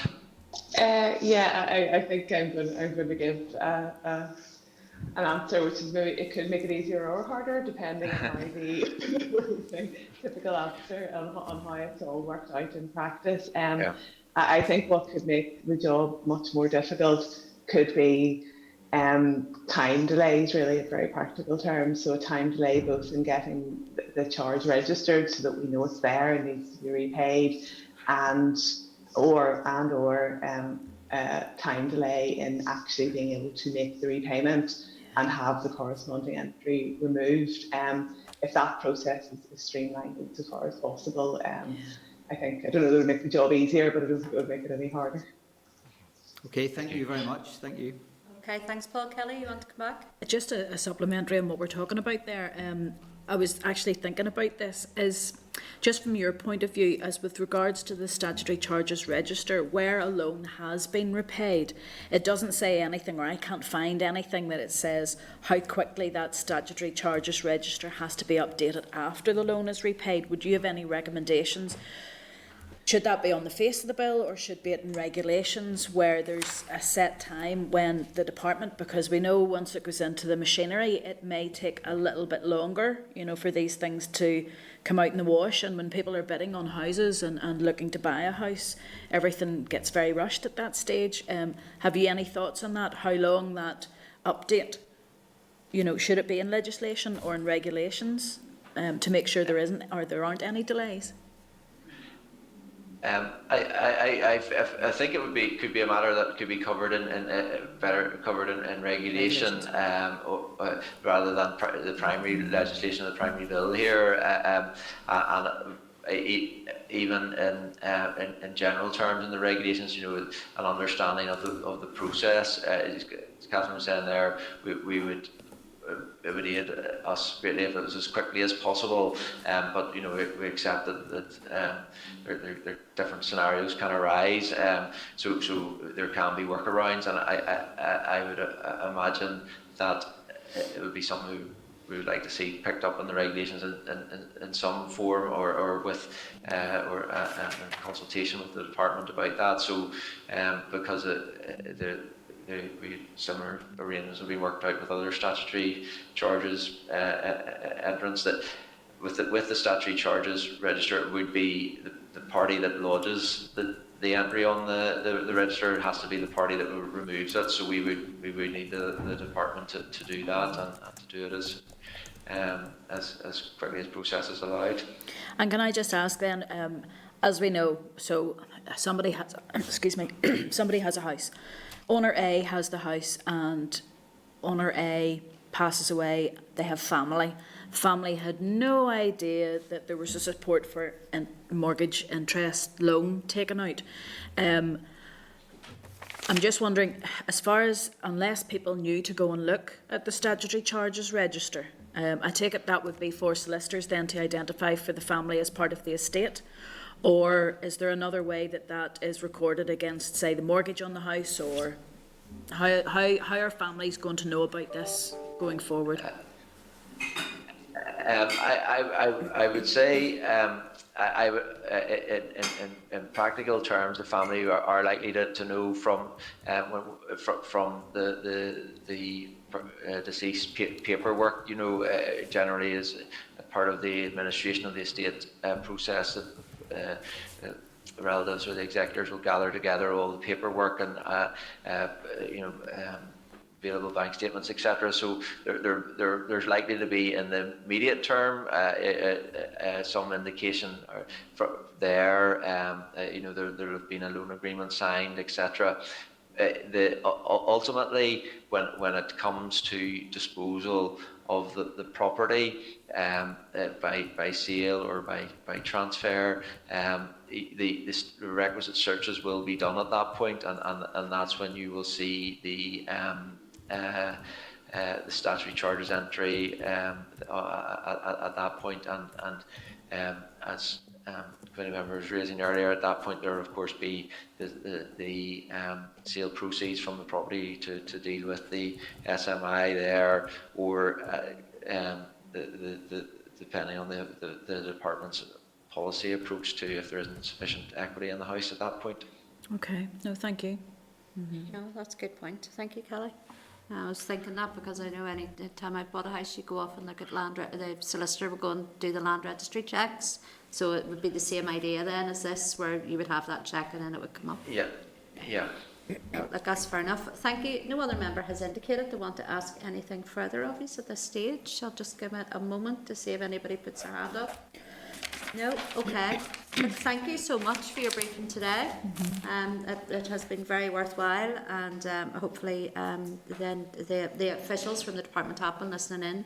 So we would hope that they'd maybe be able to answer some of the queries and concerns that you've raised. So thank you. Thank you, Chair, and committee members for your time today. Thank you. Thank you very much. Bye-bye. Bye. All right, folks. We're then going to move on to agenda item 9, which is a departmental briefing on the support for mortgage interest bill. Members, there are letters from the department from November and December 2021 in your tables papers, which outline why this bill is required. So then can I welcome then to the spotlight then Anne McCleary, Una McConnell and Hayley Ward. There we go. These are all very welcome. Good to see you again. Is it yourself, Anne? Are you going to kick off? And you're on silent. Sorry, I do this every time. Is that either that or else my system goes down? I don't know how many times you've seen me frozen in mid-air, but anyway. Right, thank you very much, Chair, for the opportunity to meet with the committee in relation to this, the Support for Mortgage Security for Loans Bill. Very interesting to hear what Mr Carson and his colleagues said. I might be able to deal with some of the points he made in the course of this opening speech, for want of a better word, but we're here to answer any questions that are outstanding. If I start by briefly summarising what the bill intends to do, and then we can deal with questions. Start with an overview of the bill. The Support for Mortgage Interest, etc. Security for Loans Bill will give the Department powers to make regulations to enable a statutory charge to be registrable against a support for mortgage loan, thereby ensuring the Department can meet its original policy intention to consider recovery of loans that we have provided. The primary purpose of Support for Mortgage Interest, SMI, is to protect owner-occupiers receiving an income-related benefit from the threat of repossession. In April 2018, SMI changed from being a benefit to an interest-bearing loan. The loan is only recoverable from any equity on the sale or transfer of ownership of the property or when the claimant dies. I think this was a point that Ms Frew and Ms Armstrong mentioned. It's only recoverable on sale or transfer of ownership or when the person dies. If there is insufficient equity at that point, if the amount of the loan exceeds the value of the property at that point, the Department will write off any amount that can't be repaid. The differences in land law between here and Britain mean that in obtaining a similar level of security to consider recovery of the loan is difficult. At present, the legislation allows for a legal charge to be placed on properties where a loan under Article 13 has been paid. However, it's only practicable to secure loans when the property is registered and appears on the title register in the land registry. Also, for a legal charge to be placed on a property, all legal owners must be included in the person's benefit claim. Okay. As it stands, 541 loans of the 1,409 outstanding loans are loans which do not have the security of a legal charge. At the current average of £5,000 per loan, approximately £2.7 million worth of loans are unsecured with no secure method to consider if recovery is possible. The remaining 868 loan recipients with a legal charge are not being treated equally to the 541 unsecured loan recipients, and this could result in a legal challenge.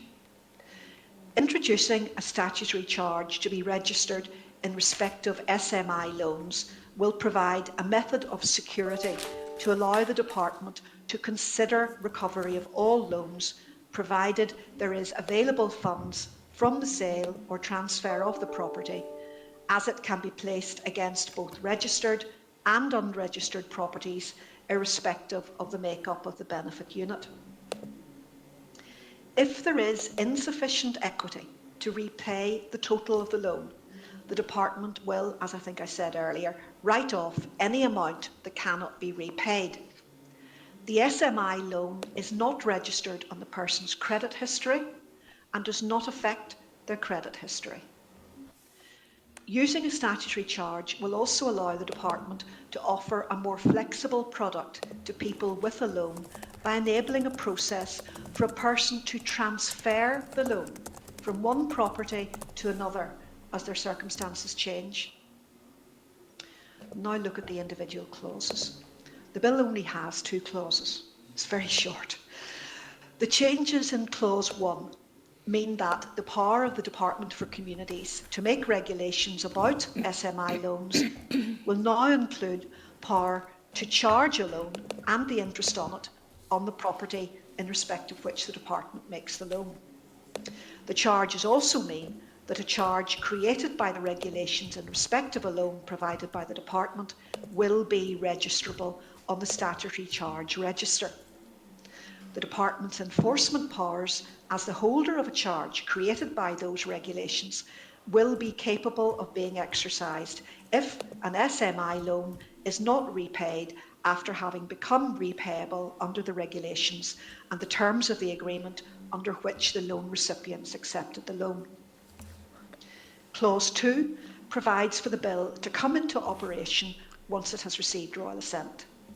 No charges will be created over any properties until the Department has made the necessary regulations and those regulations have come into operation.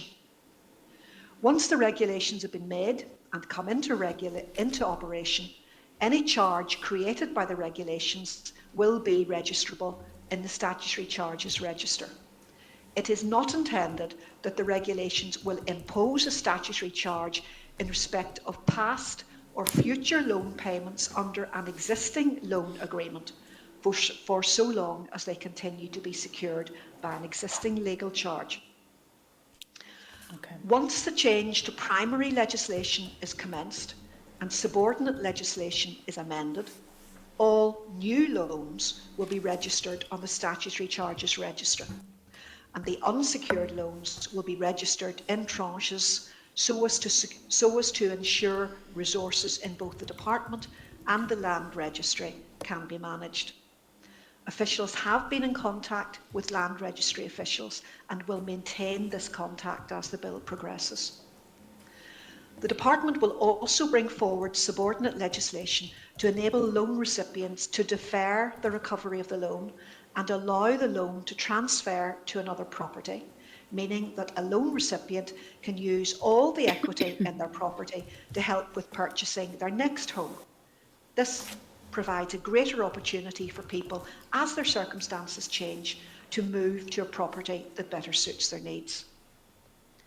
The amendment proposed in the bill to enable a statutory charge to be used as a method of security on SMI will ensure equal treatment to all loan recipients, to provide the Department with a more effective form of recovery on all loans, and to allow beneficial changes to allow loan recipients to transfer their loan from one property to another. Now, it's our view that the provisions in the bill fully reflect the original policy aims for SMI loans. The amendments ensure that the Department can secure all loans to consider if repayment can be made from any available equity, which will ensure that all loan recipients equally, and it will help progress a beneficial change to allow loan recipients to transfer the loan to another property. Now, we were listening, as I think you mentioned, to the presentation by, I think it was by the Law Society, and just to say that I very much welcome comments made by Brian Carson when he said they would be happy to engage with us on this, and we would be very happy to do that, and we would plan to do that, so just to say that at the end. But other than that, thank you very much, Chair, and now looking forward to your questions. Thank you, Anne. As always, good to have you here explaining all of this to us. I just want to ask you around a question to do with removing the SMI, and how quickly does that happen, and what does someone have to do to remove it? Because we know when someone is in that position of debt, it can take a very long time to get out of that hole when someone is in it. And you know, you'll have someone who has managed that. It's taken them a few years, and they've got to the stage where they're now able to pay off their SMI and want to continue. And actually that's another point. It's a really good news that this does not affect your credit score either. Because we know that can prohibit people then actually going for a new mortgage or trying to remortgage or whatever that might be. So how easy is it to pay it off and get this removed from your from the registry, in order for you to move on with life, just, or in order for you to sell your home or whatever else? Just the process around that. Una may be able to answer that. I know what I think the answer is, but I think Una's the expert. Okay. Well, I don't know about expert, but I think you can repay your loan anytime you want. There is, I think you have to pay, the minimum you can pay is £100. You can pay it off in tranches, or you can pay the whole thing. And the process for taking off a statutory charge or a legal charge is actually very efficient within the department. It will be taken off as soon as possible. So it wouldn't hold up any sale. And I think the Law Society raised that as an issue. If we were going to be removing a charge, be removed as quick as possible. And just follow up with that then. So the person can do that themselves. It doesn't require any legal intervention. It doesn't require solicitor. It doesn't require any more financial penalty on their side. They can do that themselves. They could. Yes, they can just repay it. They can repay the loan to the department themselves, and the department will take a statutory charge off the property. Okay. No. Or legal charge. We don't have statutory charges at the minute. Yeah. No, that's good to know.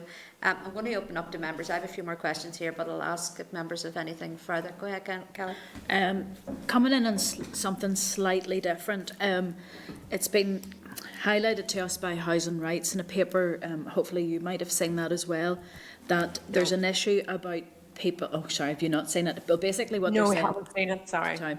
Basically, what they're saying is there's an issue with universal credit and people working 16 hours. If I get to it here, sorry, just so that I can be very clear with you. So we'll have people. I'm just wondering. There seems to be an issue that people who are on universal credit who are working would fall outside the qualification for support for mortgage interest, and we know that we have moved to UC probably coming up in Northern Ireland in 2023. So any of those existing people who have an SMI, if they're on a legacy benefit and they're moved to universal credit and they're working 16 hours or so, how are we going to deal with those people? Are they actually excluded from SMI? Yes, I think if they are earning anything, you won't get your SMI loan. So isn't that right, Haley? I think if you, you're in universal zero credit. to earnings rule.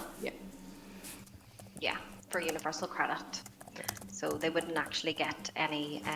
They are not entitled to an SMI loan whenever there's any earnings. Okay, so is there any instances that you can think of where people who are on the current list of benefits who could be working a certain number of hours and have an SMI once they move to UC later, not now obviously, whenever that comes in, that they would have to repay early? No. They'll only have to repay if the loan payments would stop, but they'd only have to repay if they transfer or they die or sell their property.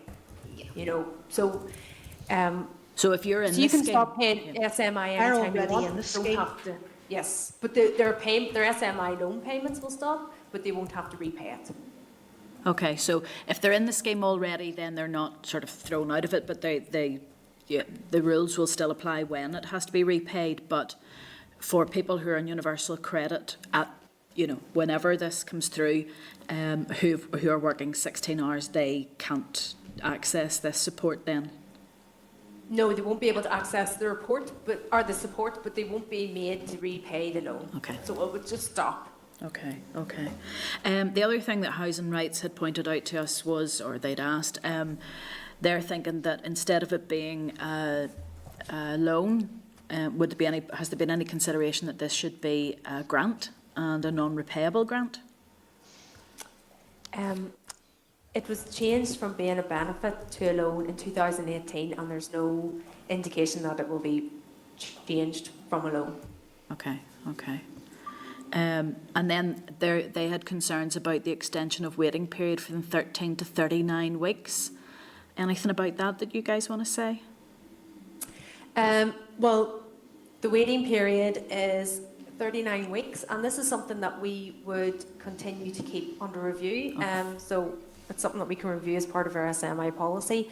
The reasoning for the period of 39 weeks is, I suppose, is to give the opportunity for the homeowner to try to seek other resolutions, I suppose. Maybe they'll hopefully have gone to their mortgage provider and hopefully, maybe come to an agreement with them, or maybe pause their mortgage payments for a while.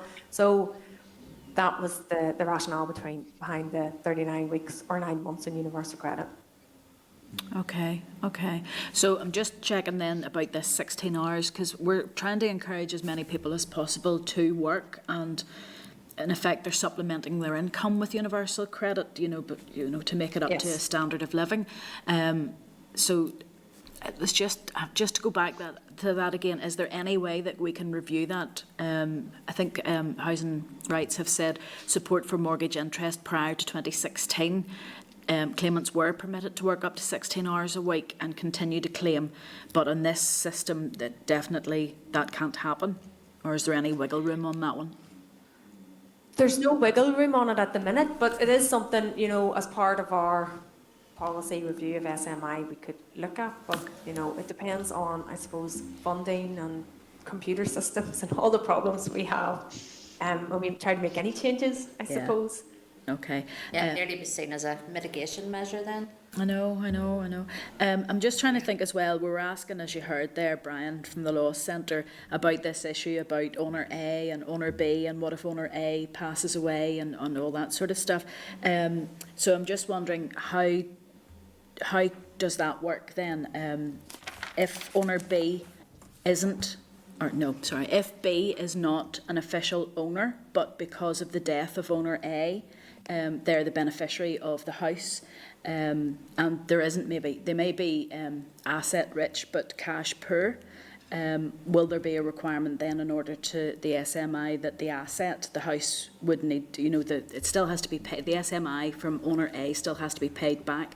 So is owner B then, or the person who becomes owner B, they would be liable at that stage? There isn't a write-off? Well, the property it would be transferred. The property's transferred to owner B, so therefore I suppose we would be trying to seek recovery of the SMI loan because it's been transferred.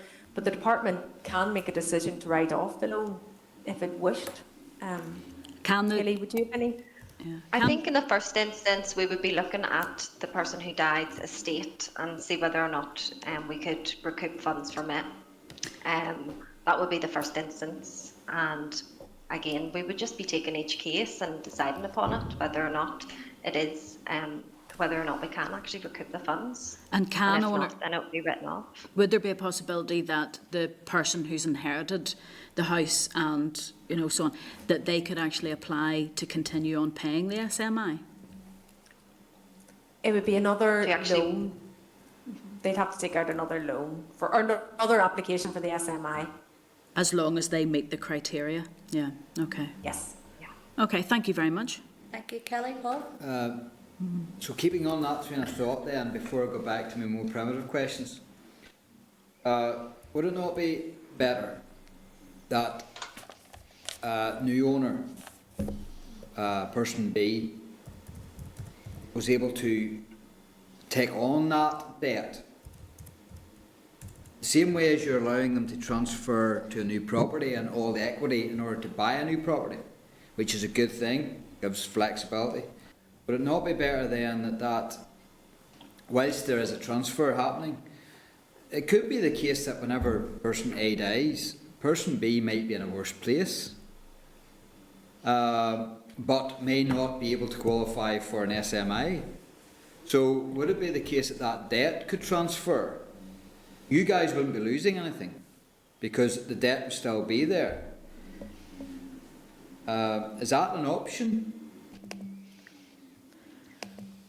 I don't think it's currently an consider. option, but it's something, yes, it's something we could look at. And I presume we could note that. Making the regulations. I'm just going to pick at this a wee bit more, if you don't mind.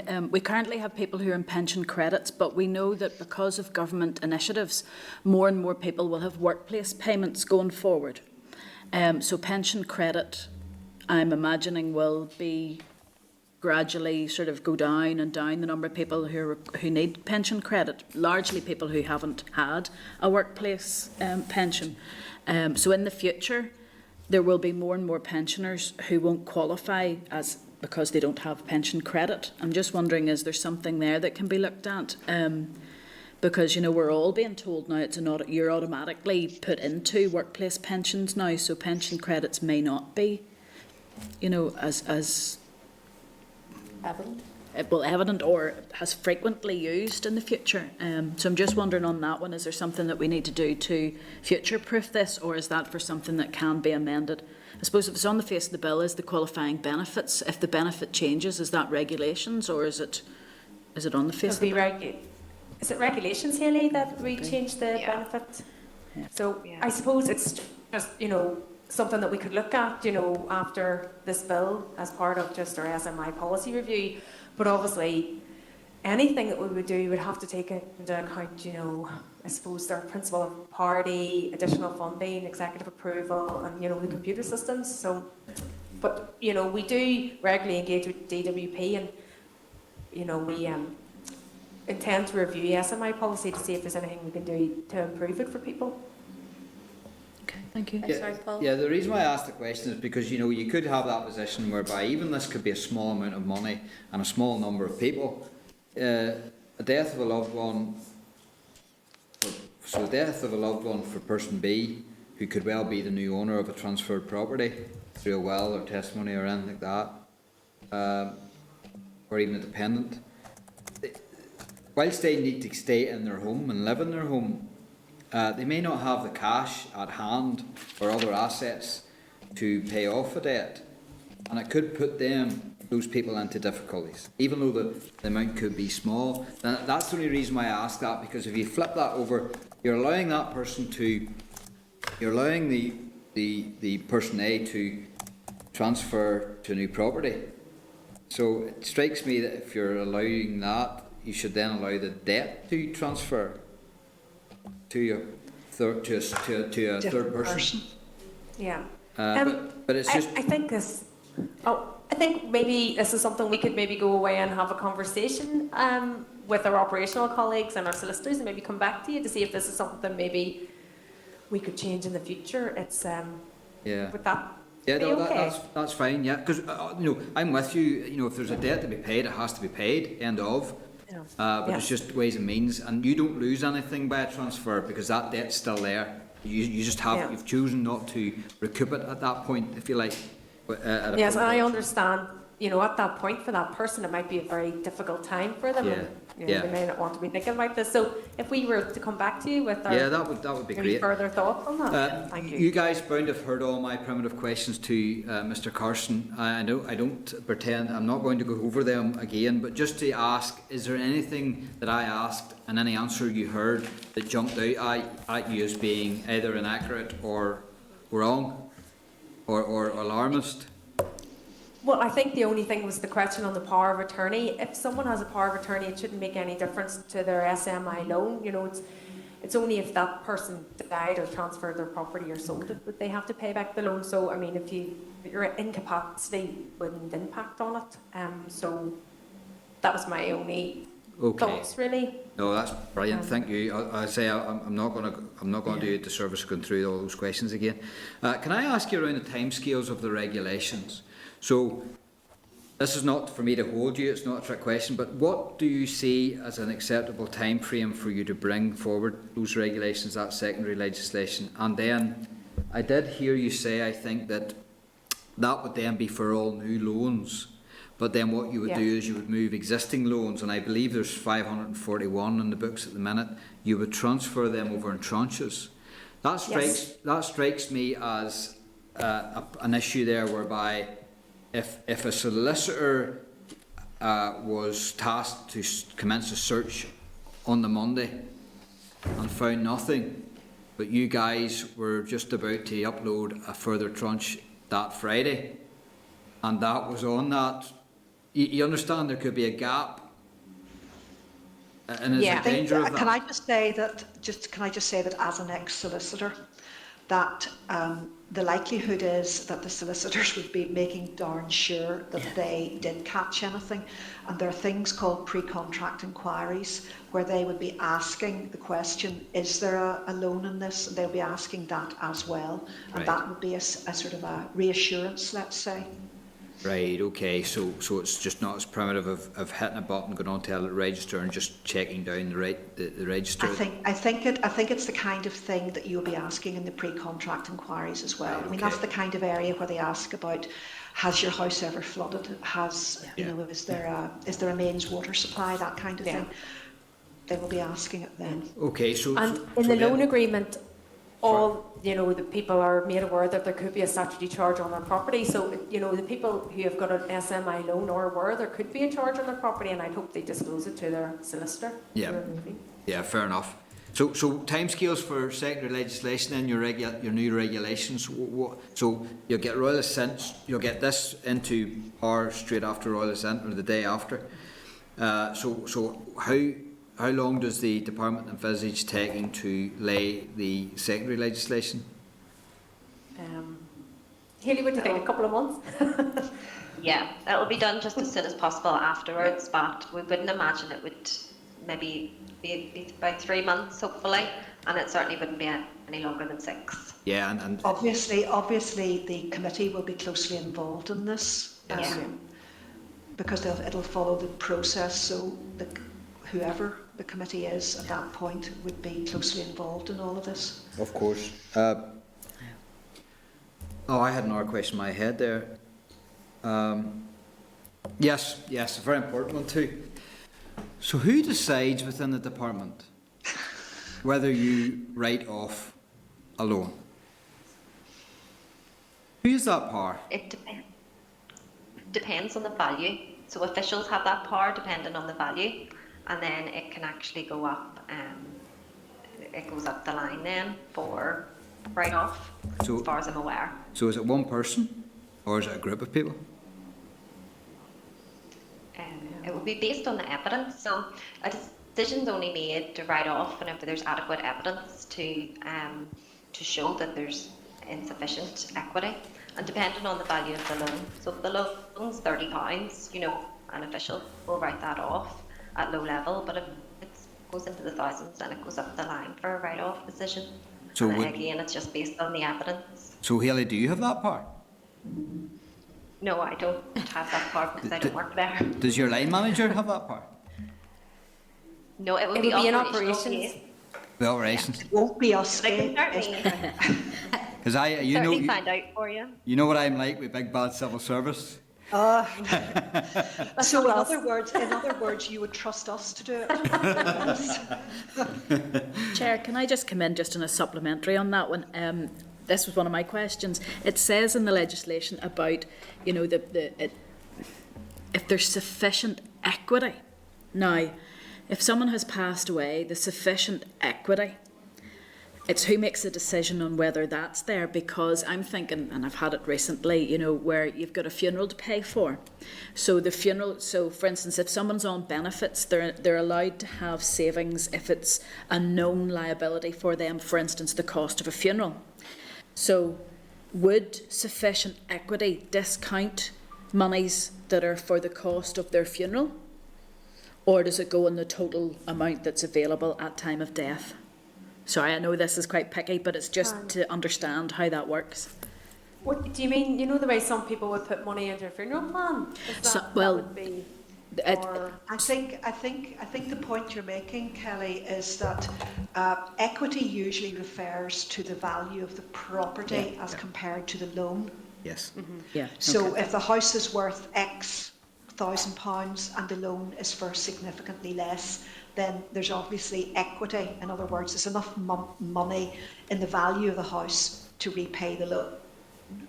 Okay, and that's normally what equity would mean. And I think you're asking whether if whenever we're looking at it or our department is looking at it, do we say, well, it's actually not just about the value of the house, it's about the value of the estate, which would include whatever savings the deceased had, or whether, as you say, whether there's money put aside for a funeral or whatever. Unless Una has an answer for that, well, I'm not 100% sure, but I would have thought it's just the cost of the house. Estate and the funeral costs would come out first. What I've just been told, and it's debt management who decide on writing off the loan. All right, not us. We knew it wasn't us. So when you say debt management, is that within the department? Yeah. Yes, it is. Yeah. So is it more of a mathematical formula? The equity's there, we take it. It's linked to insufficient equity generally. I'm just wondering, but does it also take into account the market for houses? Because you could have a house, which happens around me all the time. You could have a house and its telephone numbers have cost, and they're not getting them sold for 10 years. So there may well be a value of equity in the property, but the chance of getting the thing sold is way down because the value of the house is just unaffordable for a lot of people. Across Northern Ireland, it'll be very different. I live out in the Arts Peninsula where it's beautiful and houses seem to cost a clean fortune. I'm Everybody's not moving. rich. That's it. But you've got a nice house then. No, unfortunately, mine was built too long ago to be fantastic. Well, everybody else's around me is wonderful. But I'm just thinking, you could be asset rich, but you couldn't get the thing sold for love nor money, so the debt is still there. But it's when you sell the property. But you wouldn't be paying it back unless the property was being sold. Or transferred. Yeah. Can I ask something as well as a supplementary there? Is there a right of appeal then? I mean, as soon as you said debt management, many of us MLAs will know what it's like to go to an appeal against debt management, certainly within the Department for Communities when it comes to maybe an overpayment of benefit or something like that. Is there a right, will there be a right to an appeal if someone argues the point that they believe that there is insufficient money to pay this off, especially when it comes around death and inheritances, and as we know, like a funeral can cost $6,000 to pay out of that first, and there's lots of expenses around that. Just, is there a right of appeal? I'm not sure. I suppose the only thing is if it's come from the equity of the property, obviously there's a priority on what's paid off, and we'll have a charge on the property, so they'll pay off the mortgage and then they'll pay off whatever, so it's in order. And I think depends on when we've registered our charge, but I'm not sure about the right of appeal. I think if there's equity in the, we've got charge on the property, and I suppose they'll have to pay the money to us first to clear that charge.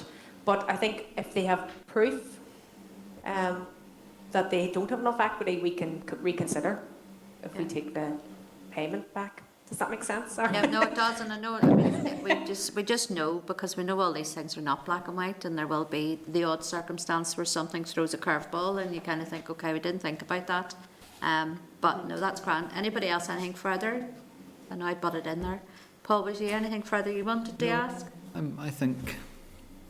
Thank you for taking away those couple of queries for me. That's very helpful. Thank you. Yeah. I'm with you with regards to if there's a loan there to be paid back, it has to be paid back. We're all in the same boat, and nobody should be different. But it's just about making sure there's agility and flexibility there, that you don't put people into further hardship, especially when it is, if you like, a government loan. Okay. Essentially, what you're saying is that it's the people who perhaps are already in the house but aren't necessarily the owners of it and who want to stay in it, and they're the ones you're concerned about. Yeah, I think so. I do believe there could be an anomaly there that puts people into further hardship. Yeah. Going through a very traumatic time usually, with regards to transfer. And that's then where you would have an appeal then to say, the person could say, look, I need to appeal this because this is the home I've lived in all my life. I don't have the money to pay this off. And I'm not saying the saving grace is that there's unlikely to be a huge amount of money. It wasn't just all relative as to what you think is a huge amount of money. But we're not talking about the full value of the house or anything. No. So you're not talking about a lot of money, and you're not talking about a lot of people. And I'm not saying for one moment in that scenario the loan should be written off. What I'm just saying is there should be flexibility to transfer the debt to a third person. The same way as you transfer the debt to a third property. House. Yeah. You know? Yeah. Yeah. All No, right. we will go away and consider that, because I suppose it makes the system better and more flexible for people. It's worth considering. Chair, would it help if actually the paper that we got from Housing Rights was Shared, perhaps yeah. shared? Yeah. Absolutely. It's already been sent, yeah. Thank you. Thanks. Okay, well, no, well, that's good. That will be or has been shared already. You may not have seen it yet, but it has been sent. Okay, I don't think there's anybody else has indicated they want to ask anything further. No? No. Okay. Look, thank you very much. Anne and Una and Tilly, thank you. Did a good briefing session. So no doubt we'll be speaking to you again as we progress through this. On Tuesday, I'm being told think I'm up Tuesday. again next week. Yeah, we'll see you on Tuesday then. All right. Thank you. All right. Thank you very much. Bye-bye. Bye. Thank Bye. you. Thank you. Thank you. All right, folks, I am going to take us on then to agenda item 10, which was the SL1 Energy Payment Support Scheme Regulations Northern Ireland 2022, which is at page 90. Members, at the time we had asked just to put this off until we had that briefing. You heard in the briefing when I had asked Anne those final questions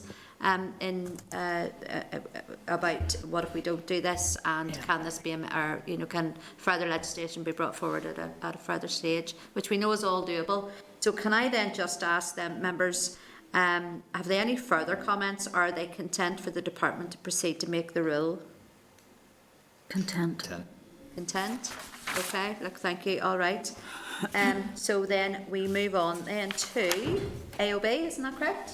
Yes, okay. So agenda item 18 is any other business. Can I ask members, have you any other business, Kelly?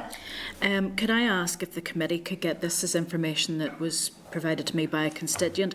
The Industrial Injuries Disablement Benefit has not been paid since the 5th of January, even though it's a weekly payment. When the constituent contacted the department, they said that they didn't have the staff to process the payments, and it will be an ongoing problem. That person got theirs sorted out with the person who was on the phone, but I've asked a question, and I think as a committee, if there's this type of issues being caused by staff shortages or COVID or whatever it is, we need to support the department to make sure payments can be paid, but a weekly payment for people who have been disabled through an industrial injury is not on. No, not in certainly in the beginning of January, and we've already discussed the fuel and energy and poverty and all of that. Yeah, that's quite worrying. So yes, I think all members would agree. As a matter of urgency, actually, we asked that question. Yeah, and we would ask that if the department could get back to us for even for Tuesday to let us know what's going on with that. Yes, please. Because if we can do anything to help by whether that is extra resources or extra finance to assist with the team that deal with that, then we'll certainly back that. No, thanks, Kelly. Any other business members want to bring up? Nope. All right, don't see any hands. Nobody's saying that they want to, so I'm going to move on then to date, time and location of our next meeting. Members, our next meeting will take place on Tuesday the 1st of February 2022 at 9 AM in room 30. Thank you very much. Thank you.